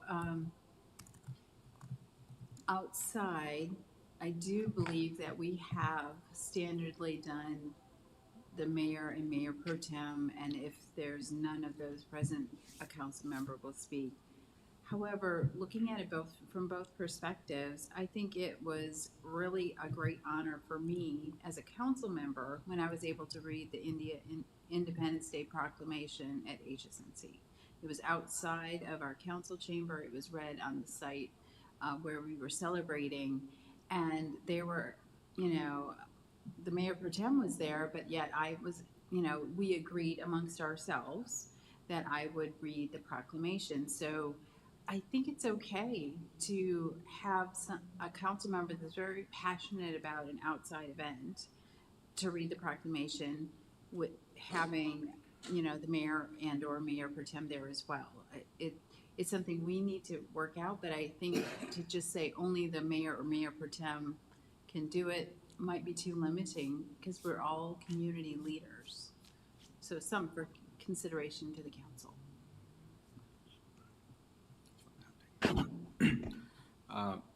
A couple of things I have seen, like, you know, Vicky's example was something that I had seen in Apex. When you have an external event, when there are more than the mayor or mayor pro tem, they take two lines, and then finally it starts with the mayor and ends with the highest, whoever it is, and the two lines are distributed among the people who are present. That gives a unified view. That gives saying that everyone is participating into it. So, or the other alternative is, I have also seen in theory that only a person A, immaterial of, you know, who it is, gives the proclamation. So, or reads the proclamation to that particular event. And that is more of their town clerk who decides, like, it's already set in stone that, you know, if, for an example, I know the Keri Diwali one, what they had, Sarika did it, but there were Weinberg and others too. So I'm going to say, and Laurie does a few things. So there are different ways to do, but it is not just mayor and mayor pro tem. I think it has to be more inclusive to it. And the last comment, I would say, our proclamations outside look very inferior quality compared to others because all we take is a printout and a thing. It would be good to have some kind of a folder or something that is presentable or givable, because you're just handing a piece of paper stuck to a thing. It needs to be a little more formal. Yes, two things. Kind of like the idea that Mayor Pro Tem Garamella had about divvying, like the mayor does the first couple of lines and the last, or the mayor's not there, then it'd be the Mayor Pro Tem. I do like that idea. Otherwise, I do think it matters to the people who are at the event that either the mayor or the Mayor Pro Tem give the proclamation unless there's some other reason not to, because to the people there, you know, if it's even though amongst ourselves we know the mayor and the Mayor Pro Tem have an equal vote to all of us, to the people at an event, to them, hearing a proclamation from the mayor has more weight than a town council member. I mean, I could see people, it's like, oh, well, they rated the town council member for this proclamation, and at such and such event, it was the mayor. I think, I like Garamella's idea, but if we don't do that, I do think precedence or priority should be the mayor or the Mayor Pro Tem to give out the proclamations at outside events.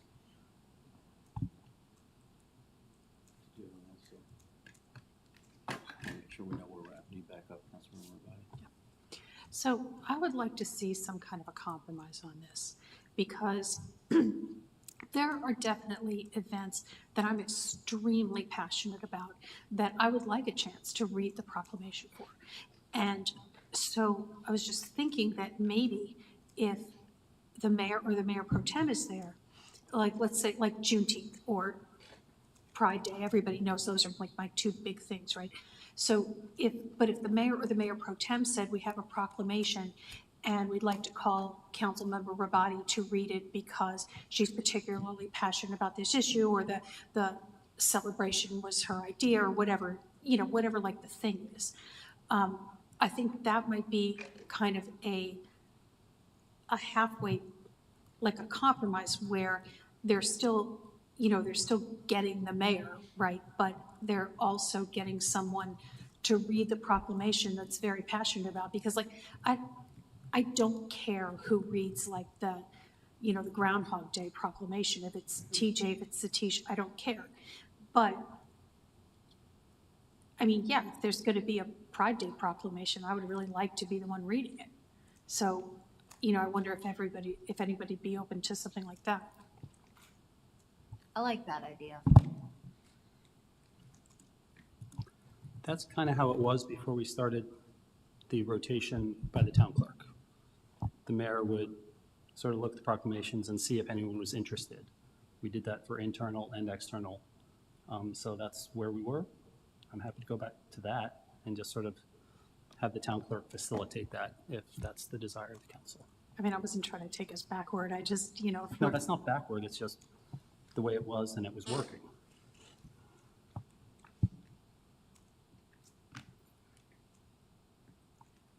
Just to be clear,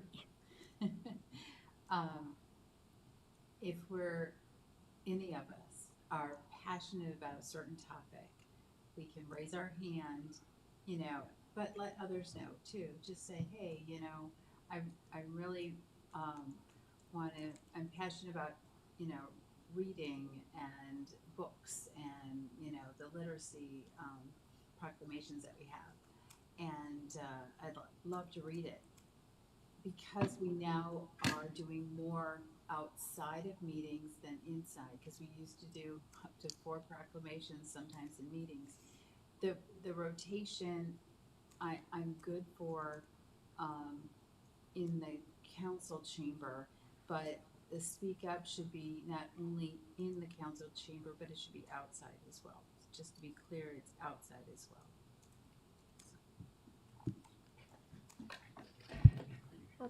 Can I? Councilmember Bennett.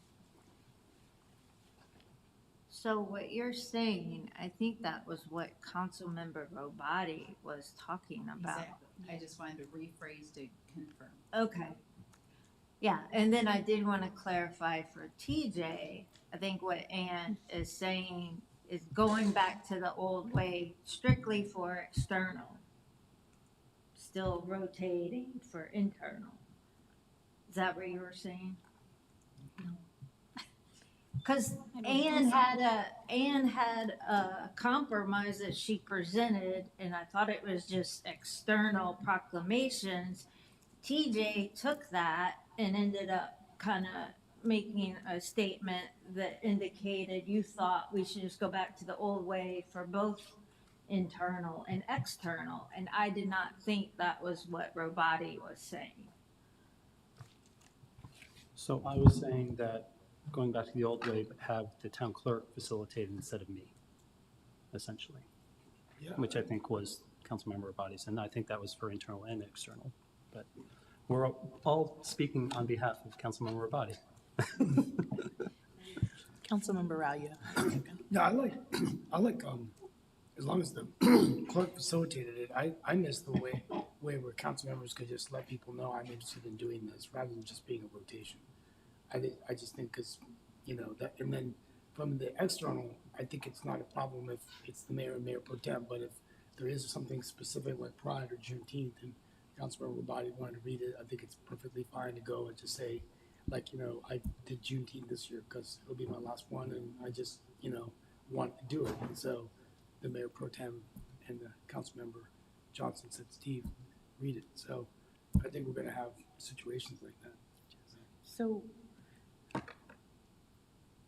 here's my consensus what'd of you what you all have said. So right now I have just a rotating, as soon as you read one, I take you to the back. And that's just what I put in the red line. If you all change it day of, that's totally fine. So how about when I send the agenda, you know, that's about a couple weeks or even just the Thursday before, if you all reach out and say, I'm interested in this.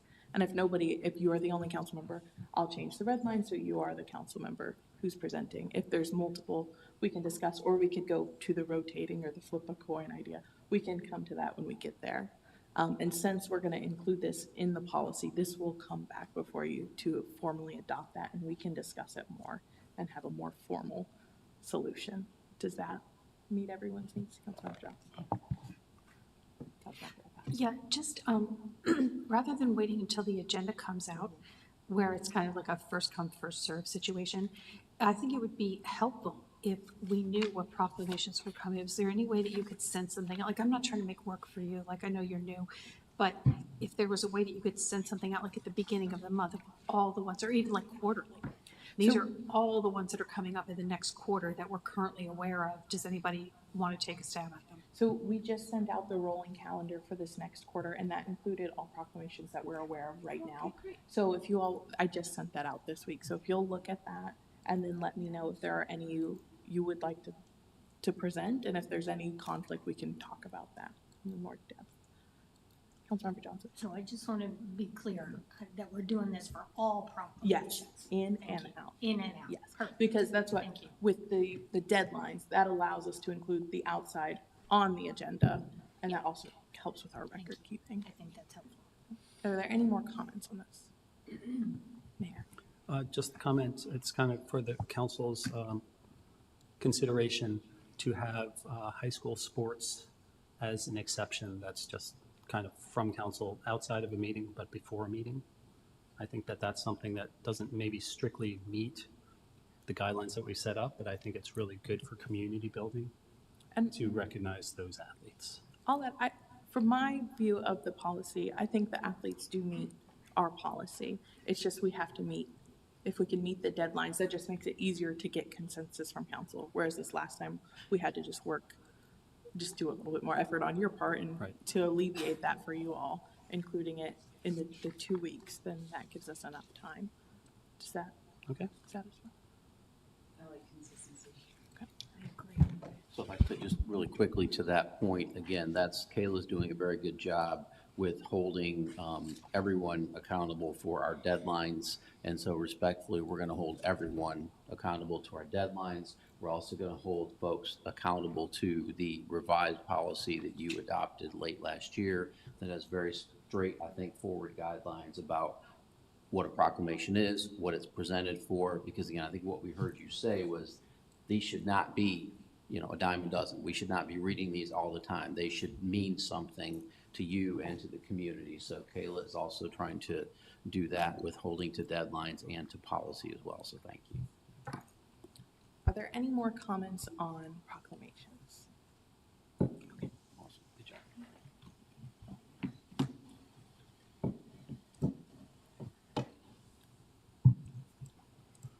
Now we're going to move on to the next item, and that's going to be Advisory Committee Summer Recruitment Update. Back to you. Well, good evening again, Mayor and members of council. Tonight, we're going to be talking about the Advisory Committee Summer Recruitment. The policies and the ordinances that guide this discussion are your appointed public bodies administrative policy and our UDO, and we're aligned with strategic plan goals 3 and 5.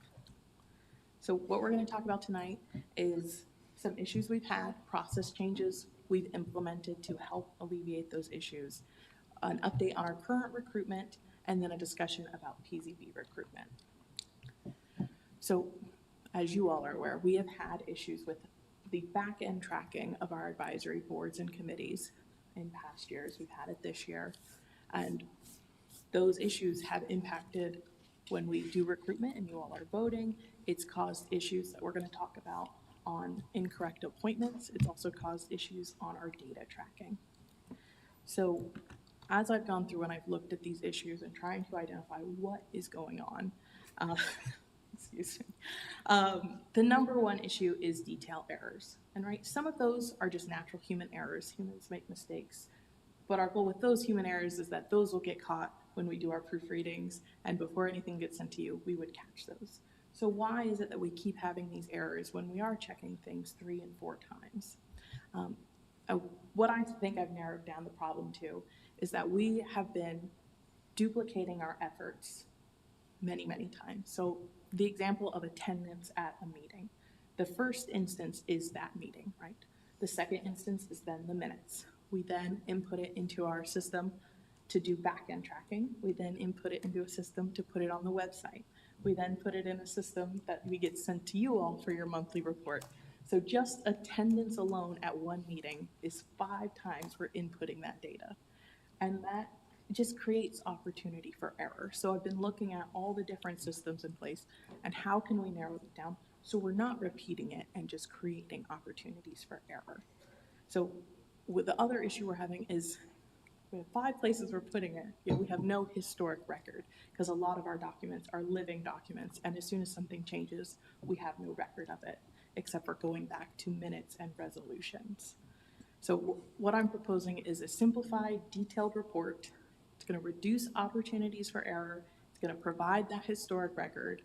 The trade-off is, instead of having the 5 things, we're going to limit that. And so as you'll see when we talk about recruitment and what you all will be provided, you're going to be provided less information, but it's the same information, and I'll show you that. So if we look, excuse me, I'm going to turn around so we can do this together. So our monthly advisory committee report.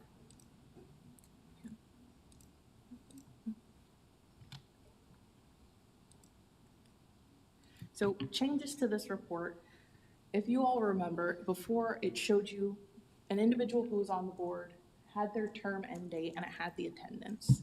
However, as soon as that person resigned or was removed or their term ended, we deleted them. And then there was no history and things got lost in the shuffle. So this report is now organized by seat. I'll admit, I'll be the first one to admit, it's a lot when you first look at it. But I can tell you from someone who's looked at this for a while now, it is much better, it's much cleaner, the information is accurate, and it will remain accurate. It's no longer a true living document. The monthly column will be updated, but everything else remains the same.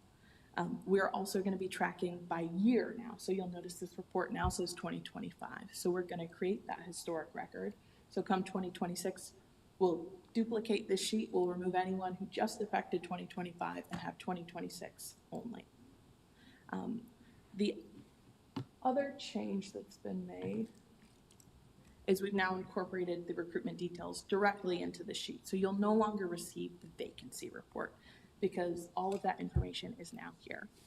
Everything that was in the vacancy report was applicant details, whether they had had any previous service, and then information about the seats that were available. And that information is in these separate tabs. And you can have both tabs open at once. And if there's any issues with having trouble viewing, I can help you with that individually. I strongly believe this is going to help alleviate some problems.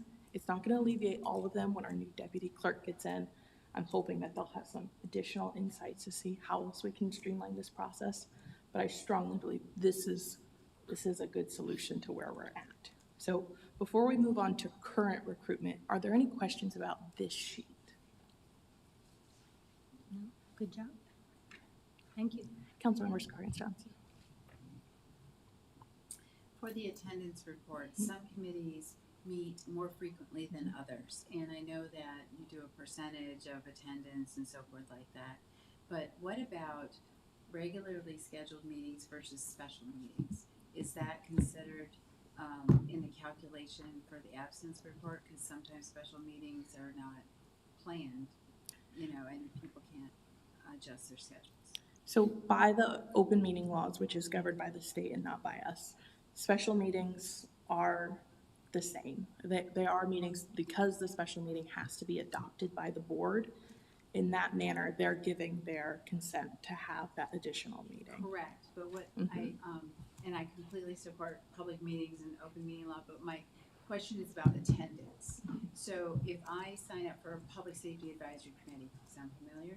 Where there's 6 meetings scheduled a year, but there's 2 meetings because they wanted to do a special summer festival or something, and they needed some planning meetings. Those special meetings were public meetings, but not everybody had scheduled, and so some people were absent. Would those special meetings be interpreted as the same kind of absence as a regularly scheduled meeting? Yes, your appointed public bodies policy specifically states that the special meetings do count towards attendance, and it's because the board has to vote to accept those meetings. I will add that canceled meetings, in the same way special ads canceled detracts. So we have some of our boards, like our Parks Board, their attendance requirements has fluctuated throughout the year, but that's because of the special meetings that they've chosen to adopt or canceled meetings. So I'd like to revisit that whenever we review the our committee meeting policy, because I think there is a distinction between the committed meetings that are regular and ad hoc or special meetings, because those kind of commitments people might make. We make annual commitments to those meetings, and if we add meetings that might not be, people make a commitment, but they might not make that commitment in January for the additional meeting. So just to kind of maybe distinguish between annual regular meetings and not, but that has to be a policy discussion related to the actual committees themselves. So. And we can include that in our next update. Is there council consensus to bring that sooner? I don't, well, I'm thinking of digging in more about the senior advisory committee and what we've recently done with adding a lot of special meetings, especially to our senior population. But I'll wait until later in the presentation to kind of bring those examples. Thank you. Let me just, so I'm double taking minutes and presenting. Let me write down this note real quick, please.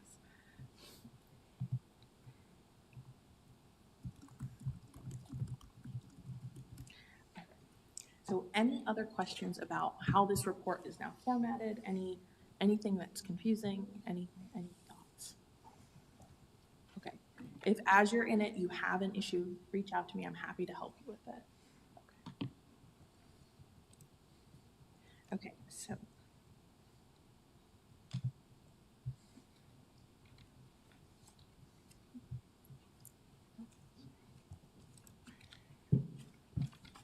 So now looking at our current recruitment, applications closed for our current recruitment this past Friday. You all will have ballots open from July 1 through July 14th. It's going to be full 2 weeks, 2 full weekends for you all to review the applicants and make your decisions. And then based on those ballots, a formal resolution will be adopted the night of July 22nd. So looking at our seats, our Environment and Stormwater Committee, we have 3 open seats, 8 applicants. Those 3 seats are made up of 2 full terms and 1 vacant term, so that term will end November of 2025. Parks, we have 5 open seats, 11 applications. Our Public Safety Committee has 3 applications, 3 seats. Seniors has 7 seats, 3 applications, and we're gonna talk about that in a minute. And then our Smart Cities has 2 open seats and 5 applications. So as we talked about, there's changes to the documentation, and that's in hope to eliminate opportunities for error. What you will receive with your ballots is the monthly advisory committee report that we just looked at. You'll receive the application PDFs. You'll no longer receive the vacancy report because that information is now in the monthly report. And you'll no longer receive the application spreadsheet because that was another opportunity where errors popped up. So you'll only receive the PDFs. Is there any questions about the documentation that you'll receive? So like we just spoke about, there are too few senior advisory committee applicants to open seats. So my recommendation to you all is to conduct a special recruitment and to hold off on all appointments until you do that because it's going to be a quick turnaround. That special recruitment would open tomorrow and it would close July 25th. You all would have ballots from July 28th through August 2nd with a resolution adopting August 12th. This is a much shorter time frame than the one we just finished, and that's because to appoint members to our senior committee before their next meeting after the expiring terms is August 28th, so we need that quick turnaround. However, that does put on you all less than 2 weeks. It's a little bit more than 1 week, but it's only 1 weekend. You will only have seniors and PZB, which we'll talk about. Councilmember Pender. Well, I think you answered that. So that's gonna be for both seniors and PCB. Seniors and PZB. And PZB will have 2 spots, which we'll talk about. Are there any questions on special recruitment? Any thoughts on what you all would like to do? Councilmember Scratch. Okay, now I'm going to talk about the senior committee.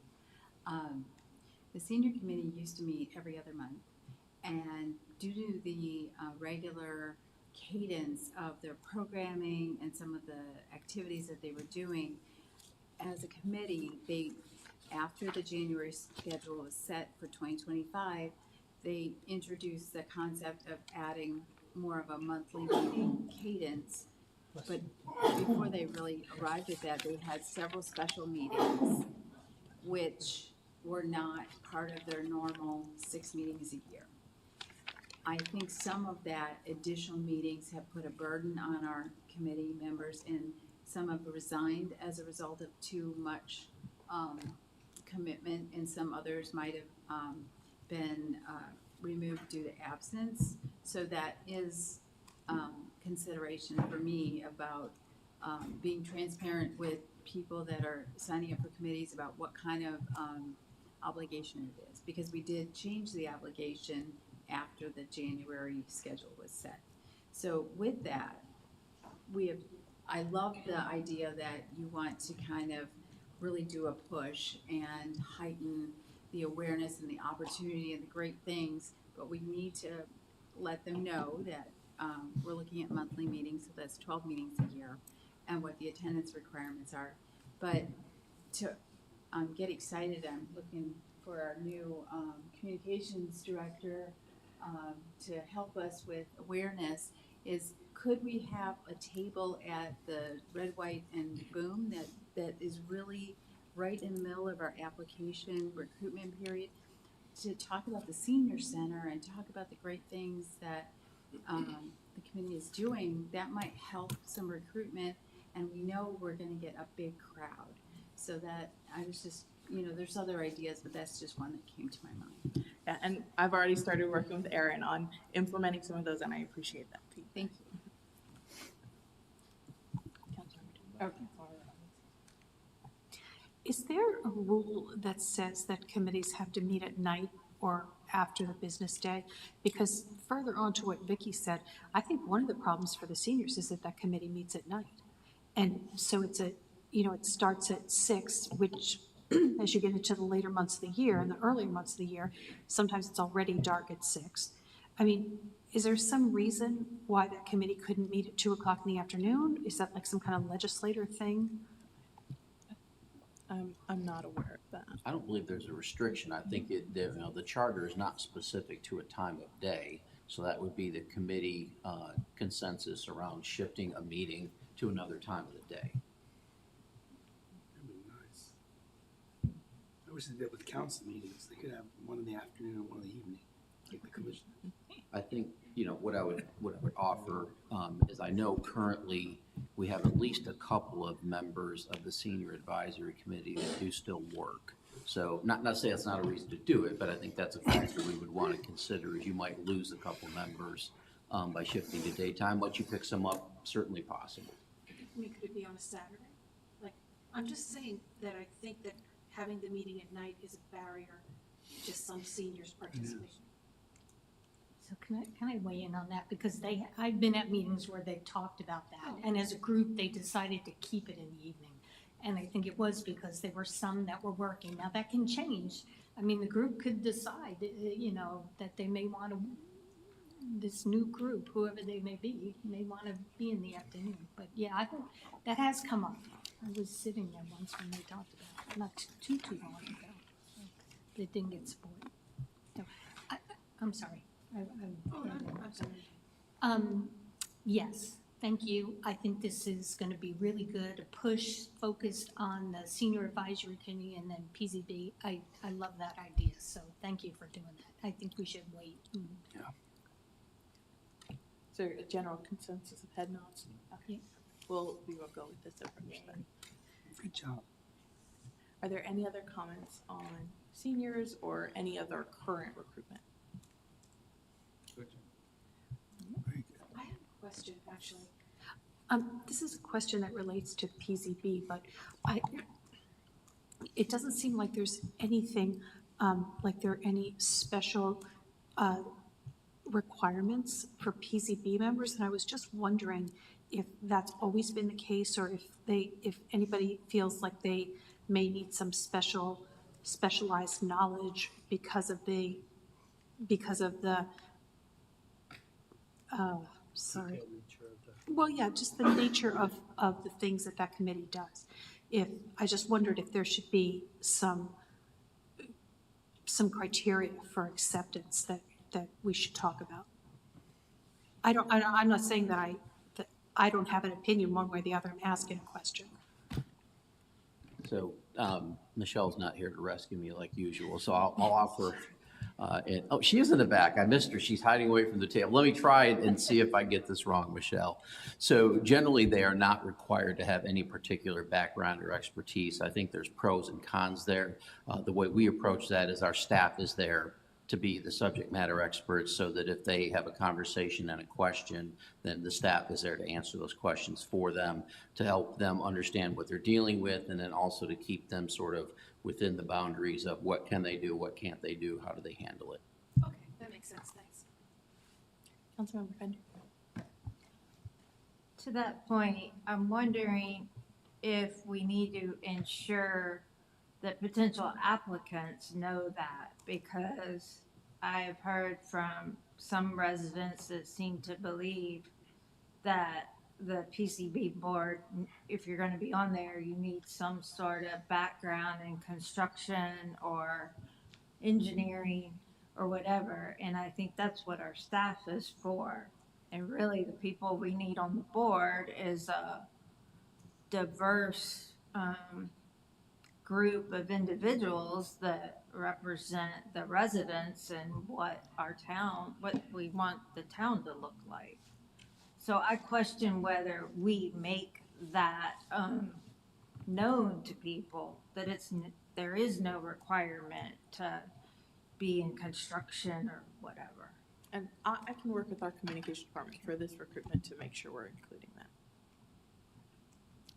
So can I just add on to the, and I agree with Councilmember Fender, but to add on, I think what's more important is that they get the training they need.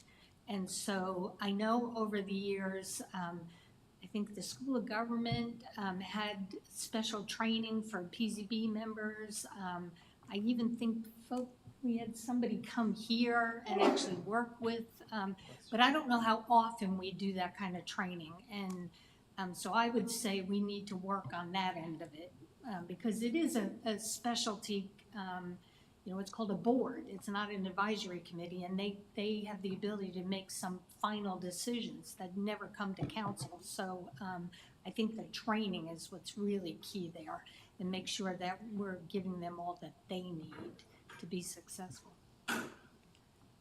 Thank you for that. Any other comments before we move on? All right, so now as we get into PZB, as we talked about, there have been issues with data and accuracy of details in the past, and that has led to some inaccurate appointments to PZB. PZB is a little bit unique. It is governed mostly by the UDO. By the UDO, the biggest difference is that it's a 3-year term instead of a 2-year term. And by the UDO, council has no discretion on term lengths like you do with the other boards. So what we discovered in, confirming all details for this recruitment is that for a period of about 2 years, PZB members were appointed incorrectly to 2-year terms instead of 3-year terms. And so what that means is we have quite a few seats who are out of compliance with the UDO. We'll start with the good, green good. We have 2 seats, seats 5 and seat 7, that are correctly appointed via resolution that's in compliance with the UDO. Seat 5, our ETJ seat, will expire this December. Seat 7 will expire in 2027. Those are both ready to go for our regular recruitment. So getting into some of our 2-year need to be 3-year. Seat 1, 3, and 4 were incorrectly appointed to 2-year versus 3 years. So they need extensions. By UDO, they should remain in their seat until these dates that I have up here. What I would recommend to you all is that we adopt a resolution just formalizing that extension to be in compliance with the UDO and give those members what they need to be appointed to. So seats 2 and 6, similarly, they were appointed to 2-year versus 3 years, but it happened a year earlier. So what I've gathered is when seats 1, 3, and 4 were fixed in our system, these 2 seats were incorrectly fixed. And so in our system, it shows that they have 4-year terms, which is why we weren't aware of that we needed to recruit at all. So seat 2 and seat 6 are expiring right now. So my recommendation is we do, in conjunction with the seniors, we do a special recruitment. We'll let these members know that their term has expired. Their original resolution had them expiring this year also. Or actually had them expiring in 2024. So they are overdue. They have not been promised more than they've gotten. So I just wanted to let you be rest assured there. So the recommendation, formally adopt that resolution, extending, conduct the special recruitment. And as a reminder of that timeline, that's up here. Are there any questions about moving forward with PZB? So just to clarify, the recruitment for the PCB would only be for 2 seats? Yes. Okay. Yes, the others aren't until next year and then this December for 1. Any questions? Is there general consensus for this recommendation? Yes, Councilmember Rabani. Yeah, I definitely think we should do the resolution. Good Lord. Sorry, but what do they, what is seat 1, seat 2, seat 3? What do they correspond to? So that's a change that we made in our monthly report where we track by seat instead of by individual. That just helps us manage the term lengths and ensure we are doing the full term. So that it doesn't mean anything. It's just how I put it in. Okay. Any other questions? Okay, Good job. perfect. All right. Good job.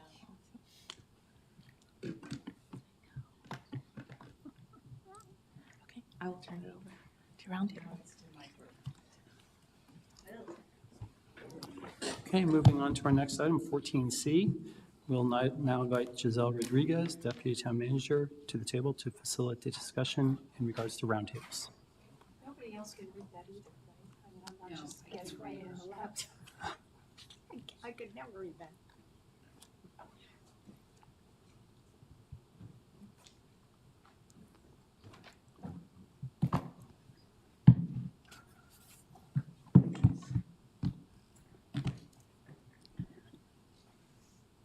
Good evening, Mayor and Town Council. Thank you for the opportunity to discuss roundtable tonight. We will do a review of the new items that have been submitted and discussed among you. And then we will move on to review of the previously presented items. So we have 3 items that have been submitted by council to be discussed tonight. And those have been provided in your packet. They're here, the text is really small.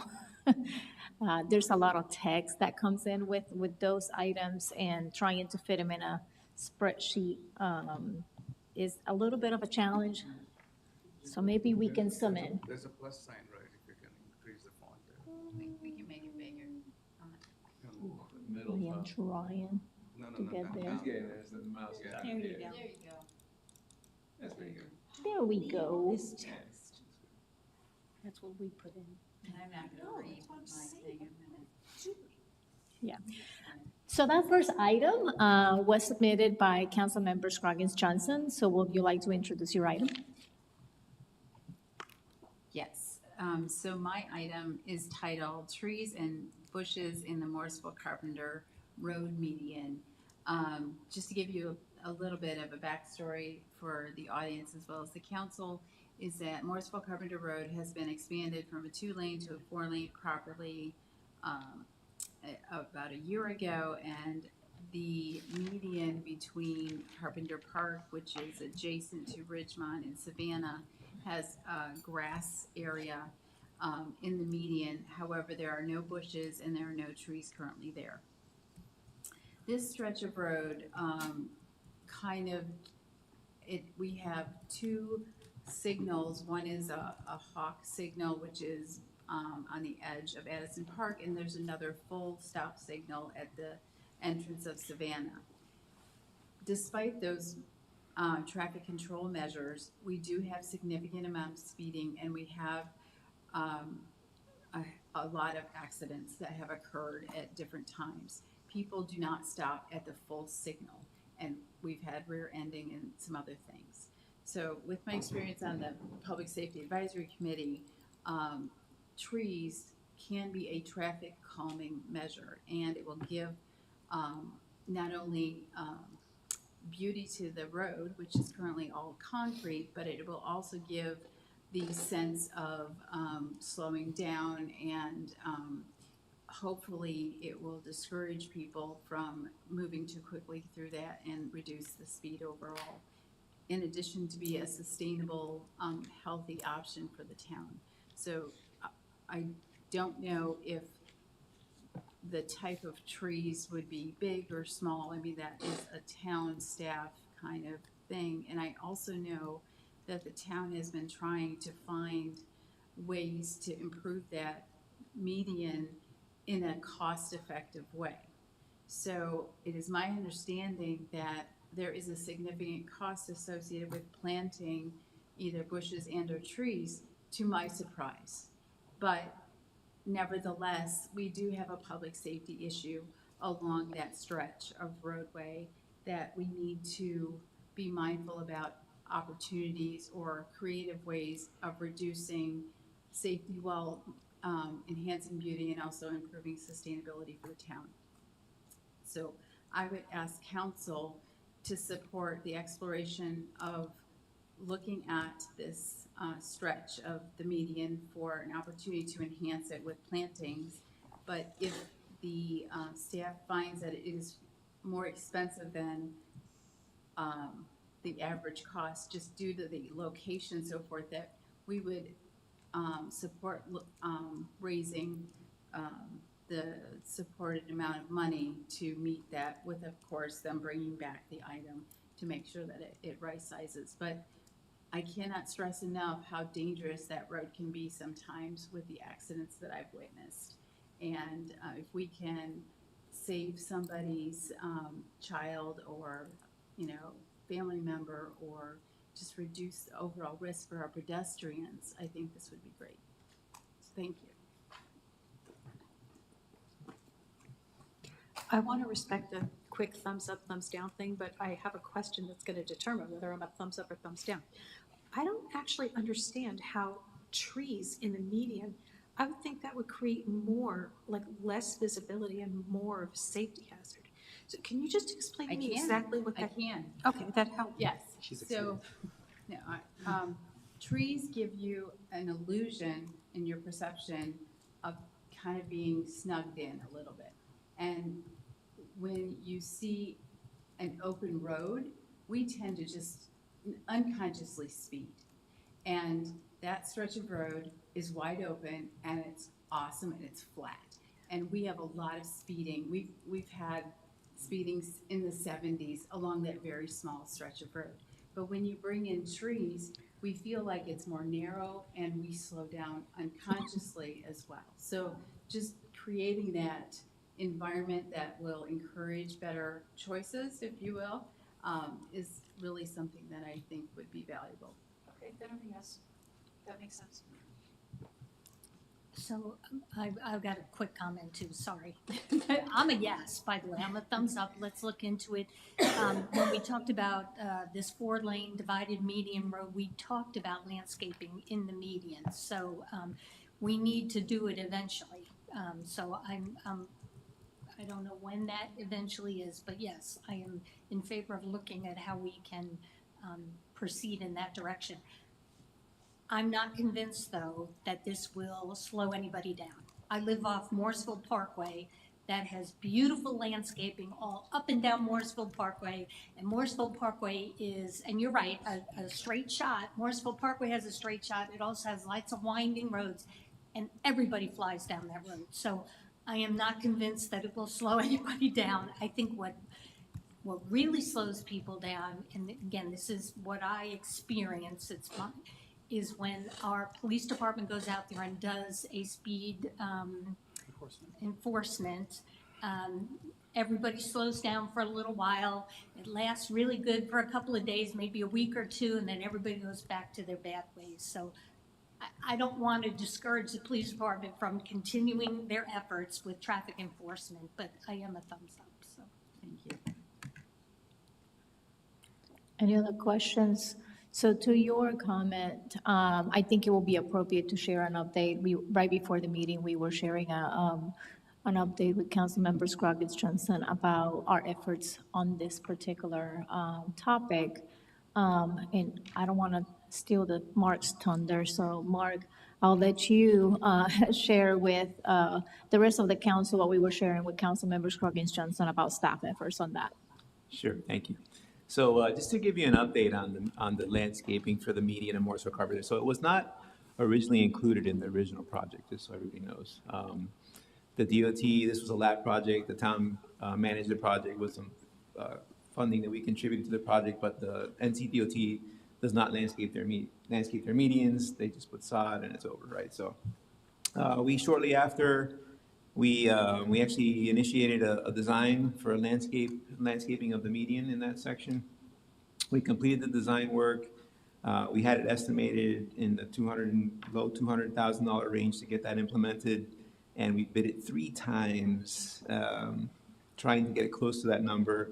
And every time it came back, it was almost $500,000. So we just didn't have the funding allocated to proceed with that type of project at that time. So we have since shelved the project. But we do have a design ready. It includes landscaping and ground covering and beautifying the median along Morrisville Carpenter. So if there is a desire to move forward, we could do that. Of course, we would need to allocate the funding for that. Councilmember Fender? Well, is there an option to just do trees and it be less expensive than a landscaping design? It could probably be less expensive. There's a lot of variables there. The most expensive part was the trees, primarily because the soils there don't support proper tree growth. And also the traffic control required to install the landscaping in the median, because they have to close a lane throughout that project work. So it's more expensive than we had anticipated. Can anything be like a partnership with Trees for Triangle? Because I thought at one point they gave us a bunch of free trees for Morrisville Park. It's possible. We're happy to look into that. It's possible.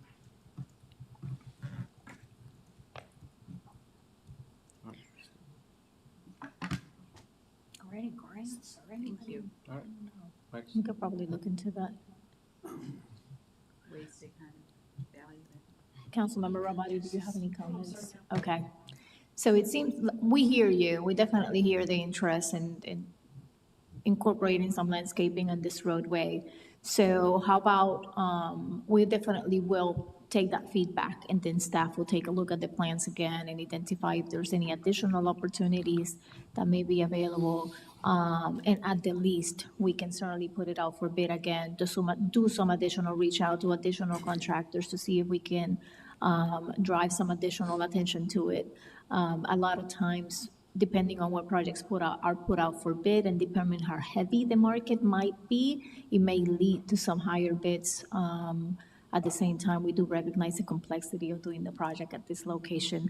In addition, there will be an extensive amount of traffic control that will need to be conducted as the project is, as the landscaping is installed. So those are also provisions that will need to be taken in consideration with the bid, but we will definitely take that back and then come back to you with an update in the next roundtable. So the next item that we have is Councilmember Rao. Yeah, I just wanted to bring this to attention because last couple of weeks I've been playing tennis once a week over at Morrisville Community Park and Church Street, and I've had a number of pickleball and tennis players come to me and ask if we could just have the lights open until 11 because they're in the middle of a match and otherwise they have to leave and go to Cary. I've talked to some other council members, and I don't know, I just wanted to bring this to the staff and council's attention. I don't know administratively what can be done if it's a problem of, you know, you can't really keep the lights on because then the park is open. Mayor Pro Tem Garamella had a good point that I didn't think about. At least on Morrisville Community Park, the lights, living close to the residents of the noise of particularly pickleball, so I just wanted to bring this up. I'm not really asking, I just was asked by a lot of people to bring it up, and I just wanted to hear from the council and the staff what your thoughts are on this. I mean, is this feasible or is it just? I have Councilmember Shaw instructions. Yeah. So, I think this is on. Yeah? Okay. Thank you, Steve, for bringing that up. I know that extending the day allows more of our residents and visitors to enjoy our parks, especially with pickleball being such a popular sport. The consideration of the length of the lights being on kind of should correlate with our noise ordinance. And I do believe our noise ordinance is at 10 p.m. So that would be the maximum amount of time that we would be able to have lights on because of the sound of the play and, you know, the gathering. Typically, parks are open dusk to dawn, but during the winter months, you know, people would be more apt to play because it's cooler temperatures, right? So I would think that if lights were considered, 10 p.m. would be the latest that they should be on. Okay. I'm not sure which one went up first. Councilmember Johnson. So I appreciate that comment. That makes a lot of sense. I also want to know from staff, and maybe this is a question for our Parks and Rec staff, or no, I don't know who we'd hear from, but have we gotten complaints on people playing there in the evening, or the lights, or do we have I would like to know that before I start extending hours, and then also if there was some kind of compromise, maybe it's a seasonal thing, I don't know, but I'd like to, and you don't all don't have to answer now if you don't have the information, but that'd be helpful for me to understand if I supported something like this or not. Okay, thank you. So can we just give a thumbs up for them to look into it? Sure. I don't mind them I looking don't, into it. yeah, I don't, yeah, I would not, I need to know that answer, Yeah. yeah.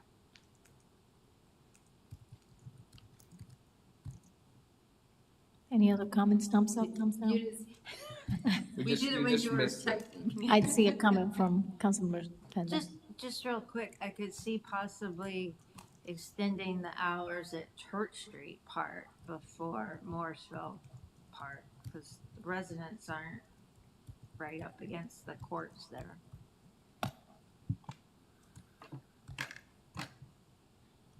Any other comments, questions? Do we have thumbs up? Seems like we do. More information. Yes. Okay, and the last new item is from Mayor Pro Tem Gary Mella. Yeah, thanks, Giselle. The ask here is a need for a lobbyist. I know it may sound odd, but being on NCLM where we have the legislative board and on the WakeMed where we have a very strong lobbyist, I never observed, I thought like we are a small town, we don't really need it, we are fine. But I'll also give you a reason why it's coming now versus later, because when Brandon said our project was not even considered for the community project by Valerie Fucci's office, that struck me because I know how much we were depending on that $1 million grant from Deborah Ross's office. And the second one was when we all went to Jody Hopkins DOT and asking for, expedited. Nothing works. Everyone listened to us. And I feel like lobbyists play a role, and we are not that savvy enough. We are getting better as far as the grants, and we submit it. But after that, what happens, from a town point of view, we don't have the time and capacity. And there's a lot of things that goes on Jones Street, only people at Jones Street knows. So more and more, I'm thinking it actually it's almost like building an inspection. You invest on it and we get more grants. That's the whole, because we are losing opportunities after opportunities where we are not able to succeed all the way through. The intent is good, but there is much more that goes at the back end. And I think by having that, it is good. I'm part of NCLM, but we have a lobbyist. They look at the overall region. No one looks for what is for us there. And that is the reason, I thought of several ways before even bringing it up, but I think it's time because funding for our town gets bleaker and bleaker we are almost capacity. We are hitting the capacity, and then getting these grants get more and more competitive. So unless we have a leg up or at least someone who can guide us, we are going to keep losing our projects.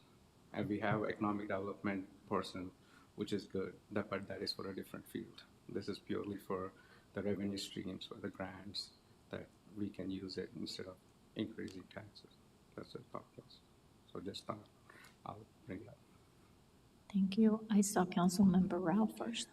Yeah, I've always been, I want to thank Mayor Pro Tem Garamella for bringing this issue up. I've always been of the opinion that I think a lobbyist would be, I would really like the staff. I support this because I think that, speaking from experience, really, lobbying does help with building critical relationships for specifically grants and funding.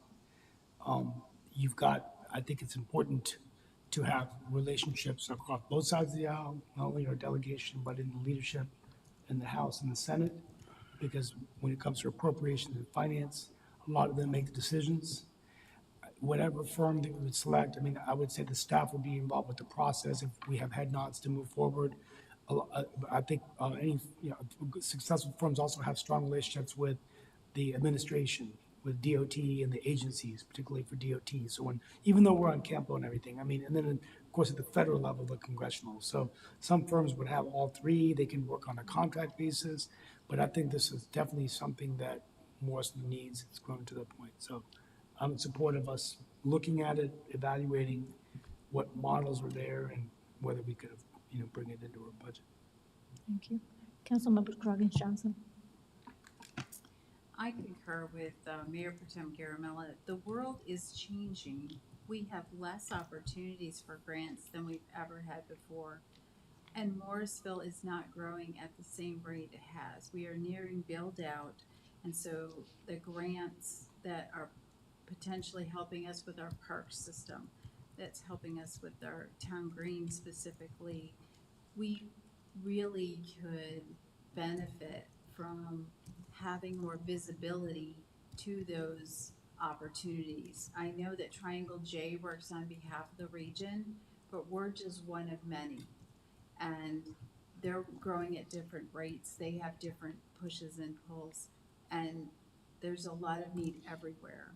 For us, we have more specific needs because of the way that we built out specific park needs, specific, opportunities for programming. A lobbyist would help raise our voice. We have a very strong neighbor in Cary, and they do have a lobbyist, and they are getting those grants, and they are getting a lot of opportunities as a bigger city. But how does Morrisville raise their voice and raise their hand and effectively connect so that we can be clear about the value that we can return to the public through the grants that we would receive as well? So I think it's an important consideration. Thank you for bringing it up. Thank you. Mayor Collins? Yeah, I think this is something that we should definitely strongly consider because we're losing a lot of institutional knowledge. Erin Hudson, who's moving over to communications, and she was kind of our legislative person. We punch a lot above our weight already through all our relationships, which we have. But I think having a dedicated lobbyist or a firm on a contract basis will help us be even more successful. Because as was noted, opportunities are shrinking, and we don't really have our pulse on Jones Street as much as we would like. And I think both sides of the aisle are going to be really important in that way. And CLM is very successful at that, and I think that we can be also. So I think I'd love for staff to talk to other municipalities in Wake County that have lobbyists and find some best practices and bring back something that might tell us what it would cost and the pros and cons from staff's perspective would be really helpful. So I'm a thumbs up. Thank you. Councilmember Fender? I guess I have a question for Satish. Are you proposing a new position within the town? Okay. No, it's like a lobbyist is different for different areas. A DOT lobbyist. I know what a will be- lobbyist is. is basically would be a different, and then we can't take the same lobbyist to do Parks and Recs or Okay. federal. So it's like hiring an attorney, go around. So I would only be in favor if it is like on a contract basis or we have a retainer. I mean, in general, I hate lobbyists and I hate that our system at the federal level and the local level has become this way, but I can see the benefit. I just don't want to, we've added a lot of new positions lately, and I don't want to see us adding another one. I'd only be in favor if it's an outside firm. And that's the thing. If you look at it, if you scroll down, I said part-time or retainer, mostly a retainer, because part-time does not have that much knowledge anyway.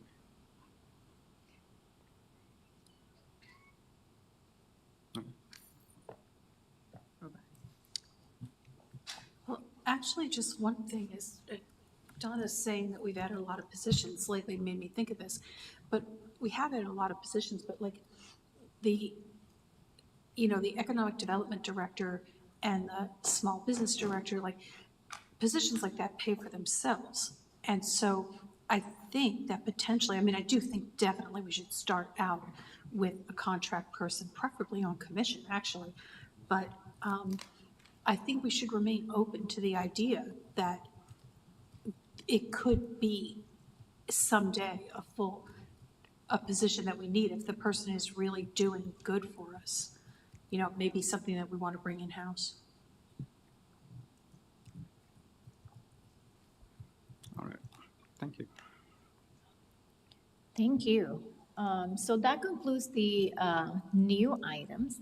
So moving on to the previously, do we have that one up?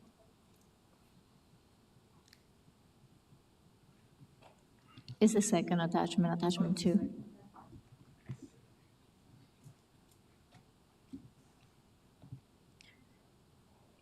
Usually we provide attachment 2, which is the tracking of the previously presented roundtable items as information to you.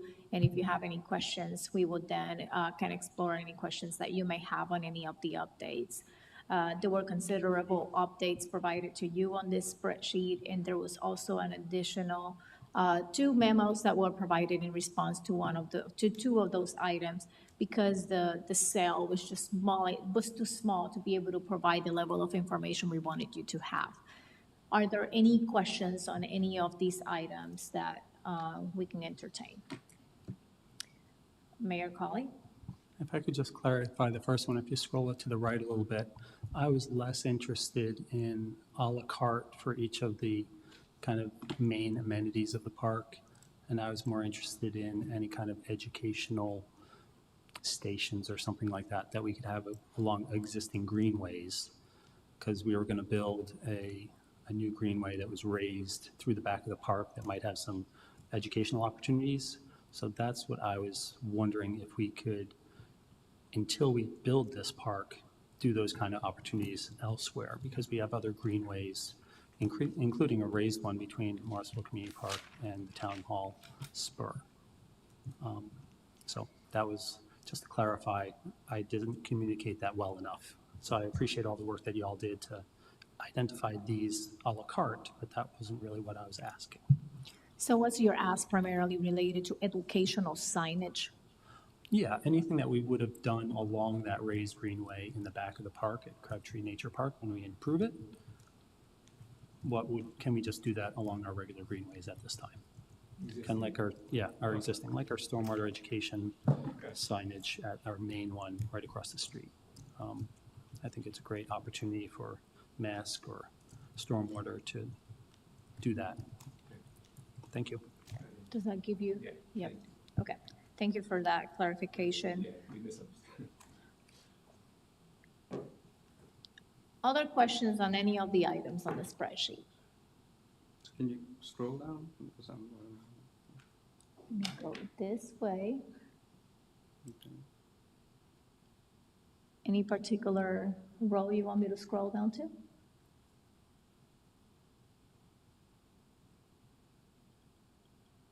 What was the status of the celebration of diverse holidays? So the celebration of diverse holiday, we provided an attached memo.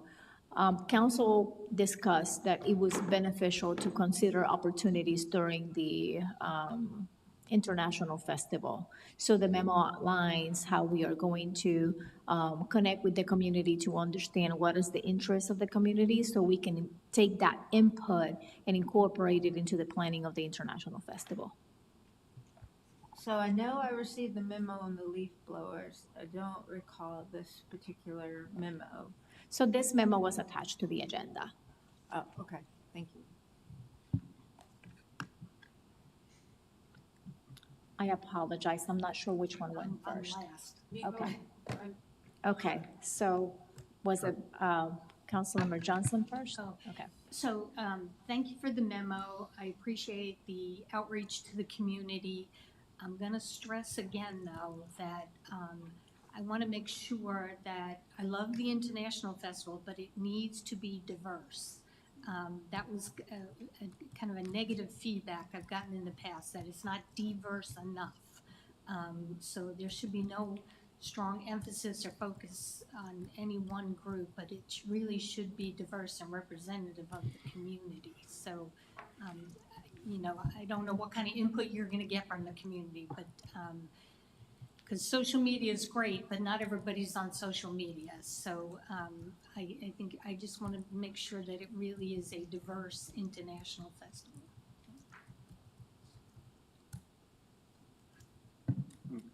Thank you for that.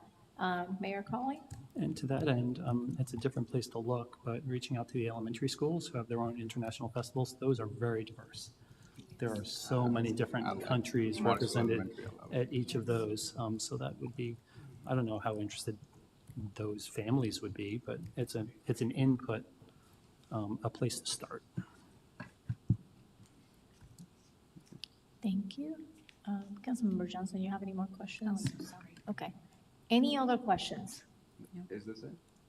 No, there's more. There's several pages. Yeah, we can basically. We're gonna read every one. I wanted about. I know. I think that's it.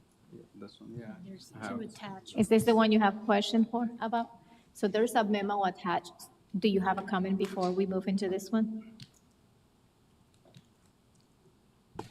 Sorry, yes, thank you. Going back to the celebration of diverse holidays in the town, we've had some conversation internally and wanted to be respectful of the request, and we did a little bit of research based on some of the conversation that had been had here with council at the roundtable. We've talked between several departments as well. One of the things we want to do is we don't want to make any assumptions, really, as you all have just alluded to, as to which religions or cultural groups want recognition and which ones don't. So we don't want to say which ones should be recognized and how we'll do that. And that's why we want to start with some outreach. We also know that there's some survey fatigue with our community at this point. And if we want to be able to do something in the near future, we want to be able to get some input to give us some guidance. So that's why we want to start small with a social media poll, understanding we will not reach everyone that way, but it does give us a starting point, and that lets us know where we can sort of focus our efforts moving forward. If we do that, that will allow us to potentially incorporate and expand based on the feedback that we get, possibly for this year's International Festival. It also may not. The planning for that festival has been in play for months already.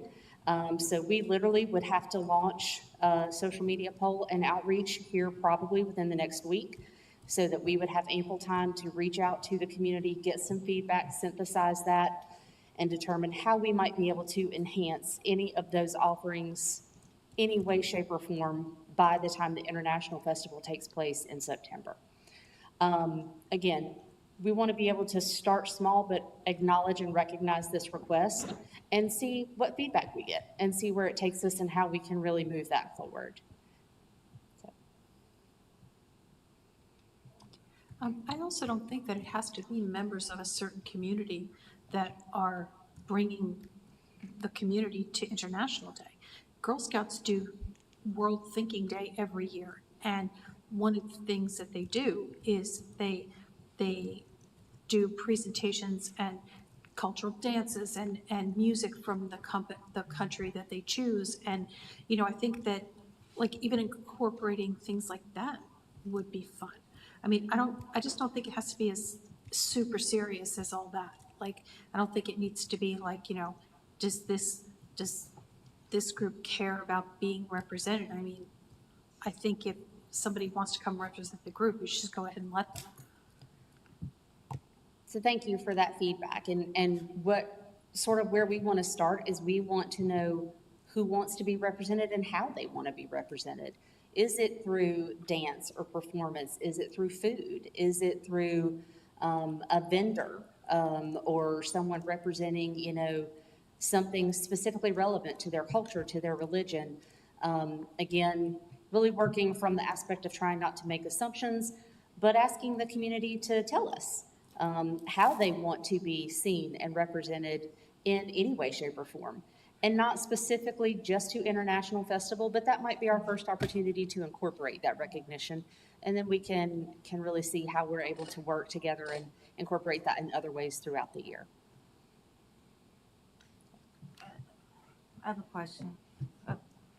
Mayor Colley?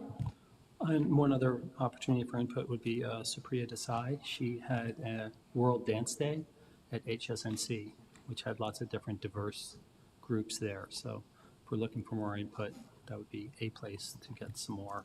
She has contacts of different groups and cultural groups that might like to be recognized. Councilmember Fender?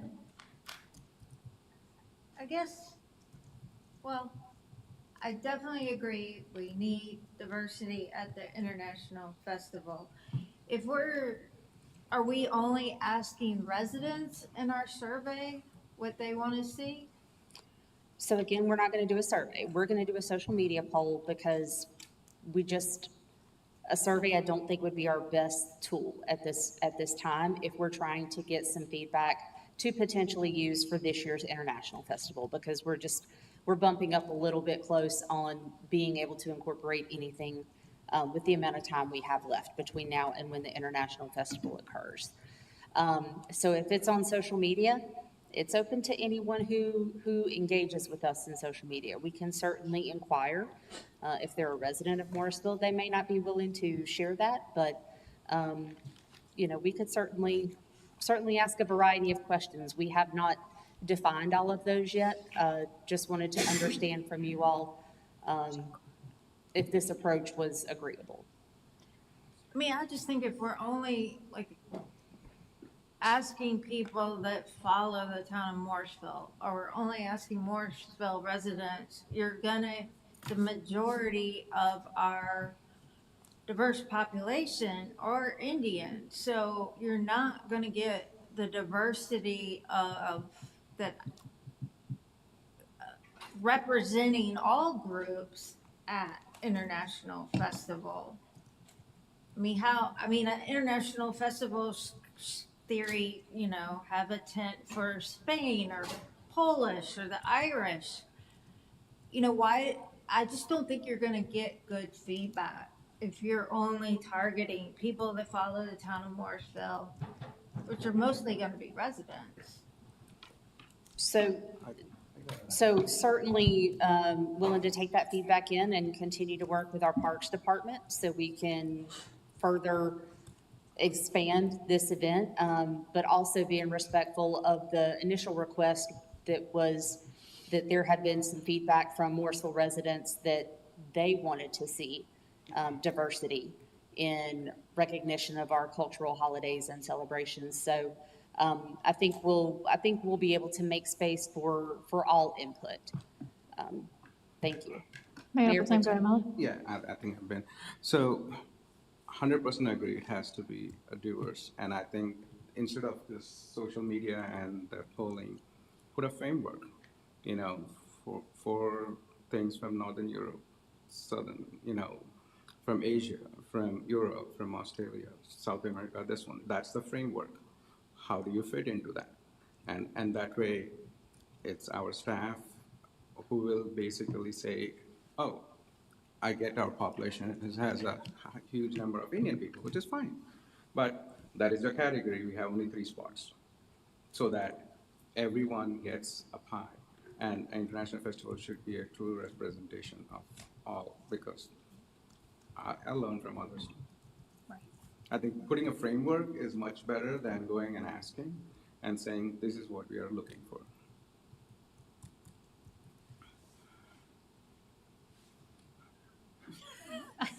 I apologize, I'm not sure which one. I think down there, down there. Councilmember Squires Johnson. I don't know who, but down there. Rock, paper, scissors.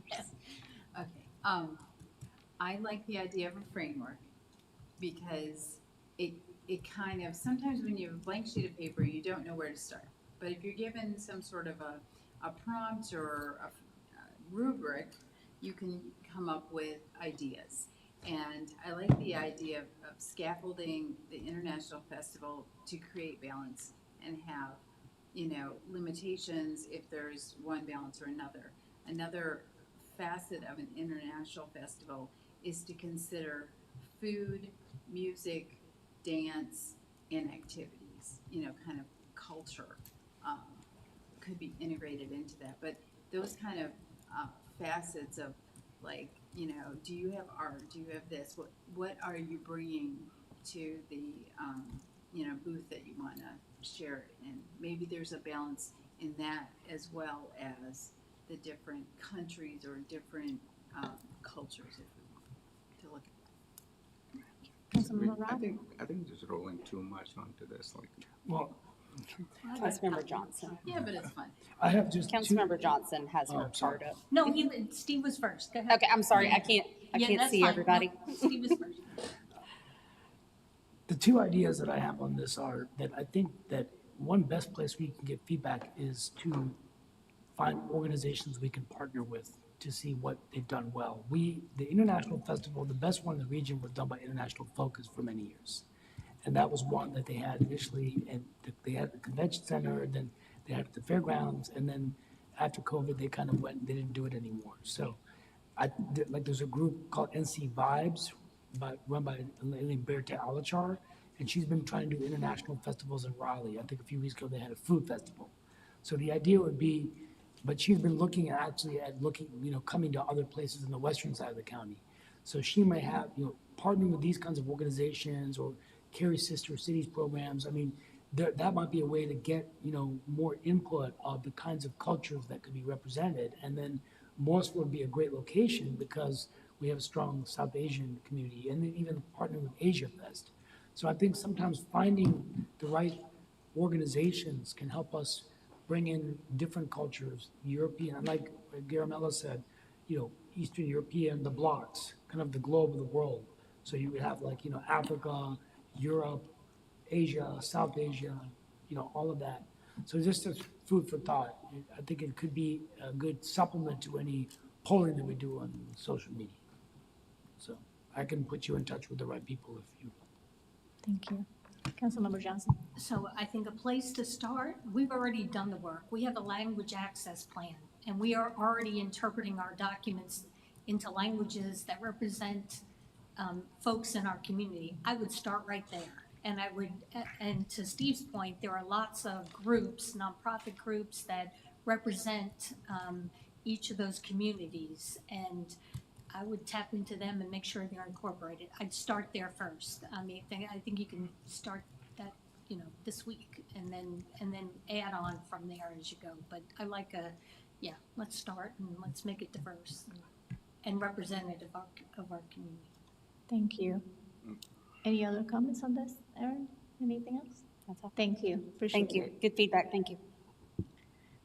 Okay, so let's move into the policy for inclusive access to town facilities and ground. Mayor Protem, you have any questions? Yeah, I looked at the memo and I had a lot of questions on that. So if we can pull that out. It will be attachment 4.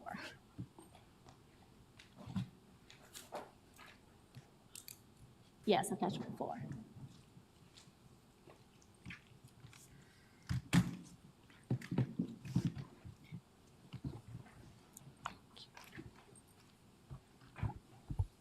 So I read each one of them, but if you can scroll down, my idea was having equitability in our parks, and we are Parks and Recs and Cultural. So the idea was, at the time that we didn't use cricket, let's use it for this one, because the amount of money that Church Street we are spending is more than all the parks. I still remember the high equipment we bought for cutting grass, and that is needed for cricket, which is perfectly fine. Where I'm having a hard time understanding that why are cultural events not allowed, and how did you guys come up with a policy without even informing us about it? Because if any of the policy changes are happening and that affects the people come and tell us. So, and we are completely blinded, and I have given examples, the Nepal Day, they said no. Here in 5K walk, they said no. And in Batrama, they said no. In Punjabi Mela, they said no. So when all these things are getting done, where is the transparency for us to at least understand that you are coming up with some kind of a thing? And especially coming from Batkama, they came all the way back in January or February, and they were told that they would be the first when the schedule comes in and all kinds of things. Never were they told that we will never give the ground because the ground was damaged. And this is a ground, you know. What did we do, you know, when Ace basically spoiled our entire basketball courts? Did we tell them don't come? We didn't tell them. You know, we basically went and fixed it. And we have to be more open when it comes to a ground is a ground, mistakes happen. So what are the policies and framework that we can put or impose higher fines on it? By just saying no to everything is not an acceptable solution, because that's not how we are. We talk about diversity, we talk about inclusion. Cricket is not just the only one. I know it is important. That's the reason Southern Lot, I love it. It was originally for the pitches, but we added basketball courts, we added, you know, volleyball courts, and this one made it multi-recreation. Cricket, the main pitch, yes, there is a way maintaining and all those things. If our ground cannot maintain or cannot hold people for like 5 hours, then that's a fundamental problem. Even with drainage, you'll have the same problem. The wear and tear is common. You know, Wembley, they play a soccer game, next day they have Elton John concert, and next day again they have a soccer game. So are they saying you can't have a concert? We see that in RBC, the PNC Arena, or, you know, like Lenovo, basketball, you know, hockey keeps changing. And this is like not right, you know, especially making those decisions that we are not allowing it and not even telling us, and then coming as part of a memo. That's the reason I had to bring it on the round table, because we were never told. Where does it say that it's gonna be declined from now on? That's what it said. It said. Due to the damage of the previous events, is no longer authorized for large special event rentals. Yeah, so who authorized it? We didn't know about it. That was the decision taken. We don't know anything about it. And when decisions like that are taken, it only impacts us because we are responsible to the people. They elected us, and rightfully so. They'll come and say what's going on. The same thing happened with the police when the extra off-duty officers, the price increased. I don't know. I don't trend those things. People come and tell us. And those are the decisions which are getting done, and it is impacting not just the things, you know, like, so even like, especially let's take example of the Punjabi, forget Batkama for a second. They spent 20 grand last year more to ensure the grounds were good. Even Batkama, it was usually rented for a day. Now they rent it for 3 days just to ensure setup, you know, like pre-work, setup, and cleanup. So 3 days. Yes, someone screwed it somewhere, get it. So for that, you'll penalize everyone? Or did you have a conversation with them? Hey, this is what it is. This can be fixed. Or this, if you do one more time, you're out. Nothing. They're led to believe that they are getting, you know, a date, and all of a sudden decisions are taken. So for me, I have a fundamental issue with that. I see Councilmember Rao. Rao, would it be okay to answer that question first, or would you like to? Thank you. First of all, thank you for the comments and the feedback and the concern. We share that concern. So there were many conversations last year during the cricket season itself and after events and after other uses of the park. And it's not the park as a whole we're concerned about, it's the integrity of the cricket field itself and, of course, the pitch. Generally, the pitch is kind of fenced off to some degree, although that doesn't keep people off of it. There were a number of large events on the cricket field itself last year during the cricket season, which when there is a lot of use, it does degrade the field itself. We have contractual agreements and other agreements with several organizations to make the cricket field available for cricket, which is what it was built for. And within those agreements, we're required to maintain the field and particularly the pitch to a certain level. Depending on the agreement itself and depending on the user, sometimes that expectation is higher than others. It's not just a soccer field, for example. We have to maintain the integrity of that field to, in some cases, as you know, international standards. We have several staff members that is their job, is to maintain that particular field. It's that important and it's that challenging to maintain it to those standards.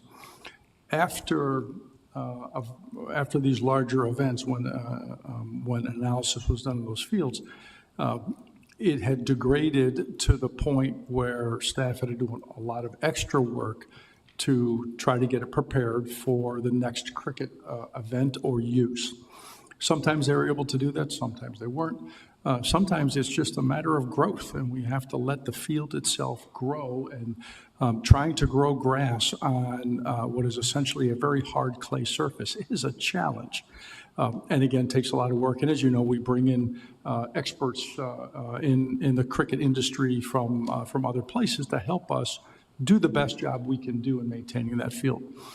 So after a lot of these conversations and a lot of these uses, our public works staff came to us with some significant concerns about their ability for their staff to maintain the field for cricket play during the cricket season when there were other uses not related to it that would cause heavy use on the grass itself and possibly damage. One of the significant problems was an event that had a fireworks display on the cricket field itself, which burned the field to the point that it was not repairable. Now, that was not part of a permit because we wouldn't give a permit for that. That was done without permission, and there was not really an ability for us to monitor, manage, or so on because, you know, the uses were allowed, and there are uses that are not allowed or uses that are not in the allowed category, just not allowed. Fireworks obviously would be one of those. And so that set us back quite a bit in trying to meet our agreements with organizations to have the cricket field to be in the proper way for the cricket game itself. So there's a lot of opportunity at Church Street Park to do a number of things in the shelter, certainly in the southern lot now. Our concern from a staff perspective is to protect the integrity of the field and use it for what it was built for and invested quite a bit, as you all know, primarily during that cricket season. We have the schedule that I think we can pull up. So John, I get all that. Yeah. You know, fundamentally the problem here is it's a policy decision, and policy decision should be taken by the council. If you had an issue, you should have come before us and asked, hey, this is what is going on. We are planning to do this, not retroactively. You guys took an executive decision. It is not operations. It could be operations, but it is affecting the people. So when it's affecting the people, time and again I have said, bring us to our awareness. That didn't happen here. Understand. Brian. So thank you, Mayor Pro Tem. I think another piece to this, and let me preface this by saying we did say no to some people where that was not the appropriate answer, and there were a couple of mistakes in communication made on our behalf, and I acknowledge those. But the other piece of this is it's not just telling people no, it's trying to balance some of this activity across some of our other facilities. So, you know, we've been encouraging people to consider the use of Cedar Fork District Park. And so the Nepalese Society were one of the first to do that and came back and were very complimentary of that opportunity to use that space. It has more parking that's necessarily available at Church Street Park. It's obviously a bigger field space to take on things. So we are trying to balance our different facilities or amenities to meet the needs of the community and of our partners and other folks that we've worked with before, but balancing that across fields. Now, is every field the same? Of course not. You know, there are pluses and minuses, or, you know, amenities at some and not at others, and we can certainly continue to look at how do we address some of those over time. But that's where, in this case, I would say it was an operational issue in the sense of we're just shifting some of those opportunities. And again, we've had, I think Punjabi was at Cedar Fort District Park within the last month or so. That seemed to have gone well. Nepalese Society had a good event, and we believe we can host other events there successfully. That's right. Understand the idea is if people want to do there, I don't see, you know, why they should be discouraged. Okay, Nepali, you gave them an option. They liked it. Good for them. You know, Punjabi guys did it. I have tons of issues that they came and told me about. You know, they were told 10 police officers and 9 of them were outside. They didn't even come inside. So there's a lot of things that came out. You know, you and I talked that night because they shut down the park at night before without even informing that they're spending $80,000 there.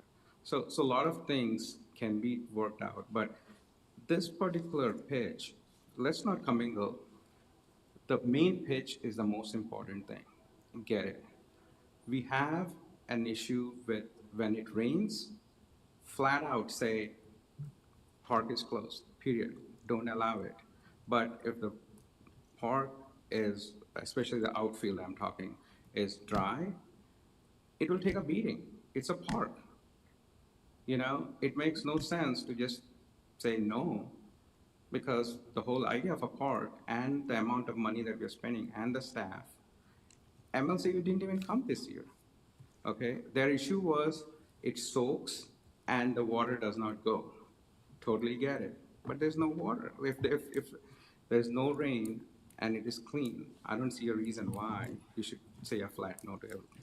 Respectfully, I can't help feeling like we are deep in the weeds here. So the issue, as I understand it, your issue is that the change in policy should have come before the council. Yes. Does anyone disagree with that? I don't disagree with that. I think you're, I think you're right. I support that. Okay, so is there, okay, so is there another issue? What exactly are we trying to get to here? Like, do you want the park to be open more? Do you want, what exactly are we trying to get to? I talked a lot. You talked a lot. First and foremost, this is a public park paid by taxpayers' money, and it's an amenity to the town. It was actually designed as a multi-purpose field. It was not designed as a cricket field. It kind of became a cricket field as its evolution for the town. So with that, many of the longtime residents truly believe that we should have Church Street Park available for events and social gatherings because it's an amenity to the town. When there's been some bad actors or bad decisions made by some groups that did destruction behaviors, I think that the staff looked at preserving the asset of the town and did their best to kind of have a zero tolerance policy and shut all the events out. But that, like Councilmember Rabadi said, really is a policy decision about use. Because we are a public entity, because this is paid for by public tax dollars, we need to have the council weigh in. Also, if the town is looking at rebalancing their assets of use, raise the price for Church Street Park. Make it more expensive, make it a premium kind of expense, and then the Cedar Fork District Park is a lower cost, better use field. You can rebalance through pricing. There's other ways to kind of distribute the load. And also look at, you know, maybe we only do special events in the off season of outside cricket. But I think that the policy decision about the use of Church Street Park might be good to have as a special topic for the council to discuss and kind of understand the the criteria or the kind of policy that we want to set for this very important asset of town. Councilmember Rao first, Rabadi, and then Pender. Well, I'm in favor of these kind of issues being brought before the council if it does affect the people from a policy perspective. I think in this perspective, the staff was also, concerned about the damage to the field and protecting the cricket pitch. So I think moving forward, I've always been of the opinion, because I was getting calls as well, that these parks are, with so many international organizations wanting to do events, particularly during the fall time with, Batacoma and, others. I think having the ability to use the fields, I think is important for these organizations, because I think we have to balance the interest that we have such a diverse community. I just don't know how we would move forward with that. I mean, would we, like mistakes are made. Would Can we we be just able- have a separate meeting? No, I mean, I'm just saying mistakes were made. I mean, so could we go back and amend the policy to say that, if an organization, any organization damages the field, that there's increases in fines and things like that? So that way, we can, open it up more. Is that a possibility? So I just throw that out there, as any options to consider. And yeah, maybe we would have a separate work session on it or something. I mean, so. So the two asks are that changes in policy come before council. The two asks are changes in policy come before council, and that staff revisit this Church Street Park not doing big events policy and bring something back. Are those the two asks? Okay, could we go thumbs up, thumbs down on those? We're so far off what we should be doing at a roundtable that I just like, No, and this was the ask in February that was put up here. So I did the same thing what you're talking about. This is a response to that. Okay, but we're getting in the weeds now. we've been Respectfully, I don't think. No, I don't think so. We've been solutioning for the past hour. Exactly. We're gonna be here till 11 at this point. We're going through all the different solutions and we need to wrap this up. Councilmember Fender, do you have any other Well, comments? just that I thought roundtable discussions were supposed to be 5 to 15 minutes each. And it was when it was first brought up, and this is the response to that, and now we're discussing it. Then we need a separate meeting and it needs its own agenda item. But we didn't know that until we brought it up to be, I didn't know it was gonna be. Okay, can we just move on now? I would ask the mayor pro tem. I have two council members that want to speak. We don't Councilmember even- Johnson. I haven't had the opportunity to speak once. What is it? I think we need to figure out, let's go back to this park was meant to be a multi-purpose field. I think we need to figure out a way. I hear the concerns. I don't disagree. I hear the concerns. Any group that is damaging the field. But I think when you come back to us, I think you need to come back with some options of how we can move forward with having some events. And I would say, anybody who wants fireworks, no, that doesn't work. I'm fine with that. But I want to hear some options for, if they're out there, for how we can hold events at this park. And they don't need to be all the massive, huge ones with 5,000 people. Whatever is appropriate. I'd like to see that. And this idea that we're just never gonna rent the field, I don't have, that's a no-go for me. We need to figure something out here, and I don't know what that is. So I would like you to bring something back to them. Thank you. Mayor Colley? Yeah, I think we can find a balance. I'm all in favor of using all of our facilities to the maximum without damaging them and letting staff take care of operations kind of under that larger policy guidance that we want our facilities to be easy to use because the taxpayers are paying for them. So I think just on the higher level, I think that's okay. I mean, have had discussions with the town manager about maybe we can do something smaller. I really like the idea of using all our different parks and maybe bringing up the amenities at the other ones. Like if Cedar Fork doesn't have lighting, make sure we have enough portable lighting to make it like Church Street. Let's solve whatever we need to solve. The southern lot is great. It has lighting existing. It's a large basketball area.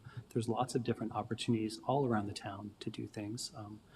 Crabtree Nature Park, I don't think we use that very much. We could use that, and that's a field that if it gets damaged a little bit, kind of like Morrisville Community Park, we've had bathucamas there as well. And it's okay because that grass, we don't have to maintain to a certain level, just like Cedar Fork. So I think this is a great discussion. I'm glad that you brought this forward because we listen to our residents. We want to meet the needs of the residents all the time. And sometimes that's challenging because we have to balance all the different needs of the residents. So I'm looking forward to digging back into this more and working as a group to try to find the good balance that's going to work for, if not all, then most, because we have plenty of facilities in town. And if people are open to using all of them, I think we can meet everyone's needs. No, thank you. All I'm saying is, don't tell not to do it. Give us one proper way of how to use it, and should be in a proper guidelines so that you can have all kinds of penalties and everything, but a no, as Liz said, is not an option. Yeah, and we certainly understand that. And we think there is a balance. There are some options, and that may be based on the needs for the particular event. Do they need lighting or don't they? How many people will be in attendance? What part of the amenities with the southern lot open now? That opens up a whole bunch of possibilities, obviously. So some of it will be event specific. Some kind of broad guidelines or I think are something that we can task staff from Parks and Public Works to come back to, and not only the event part, but also the field maintenance and the parks maintenance part of it as well. Thank you. Thank you. Any other questions? Any other questions on any of the other items on the spreadsheet? I'll take that as a no. Well, thank you. I'll take that's no more questions. Well, thank you for the conversation on this. We'll definitely be back on some of those items that we have discussed tonight. Thank you. Thank you very much. Really appreciate it. Okay. At this time, we are done with the public business of the meeting. We don't plan on conducting any other public business afterwards. So we have two closed sessions this evening to protect confidential information to establish a negotiating position for acquisition of real property. Thank you to everyone for watching this evening. I would ask for a motion. We actually have three closed sessions. Yep. So I'd ask for a motion to enter closed session pursuant to NCGS. I'll pass it to Councilmember Rao to take us into closed session. Mayor and Council, pursuant to North Carolina Statute 143.318.11A1, A5, and A6, I move that we go into closed session to discuss the dissemination of, the protection of confidential private information, real property acquisition, and a personnel matter. I have a motion from Councilmember Rao and a second from Councilmember Rabadi. All those in favor of entering closed session at this time, please say aye. Aye. Any opposed? Hearing none, that carries unanimously. 7-0. It is 9:23. Thank you very much. Do we need a quick 5-minute break, or can we just continue through? Okay. Want to take the, please?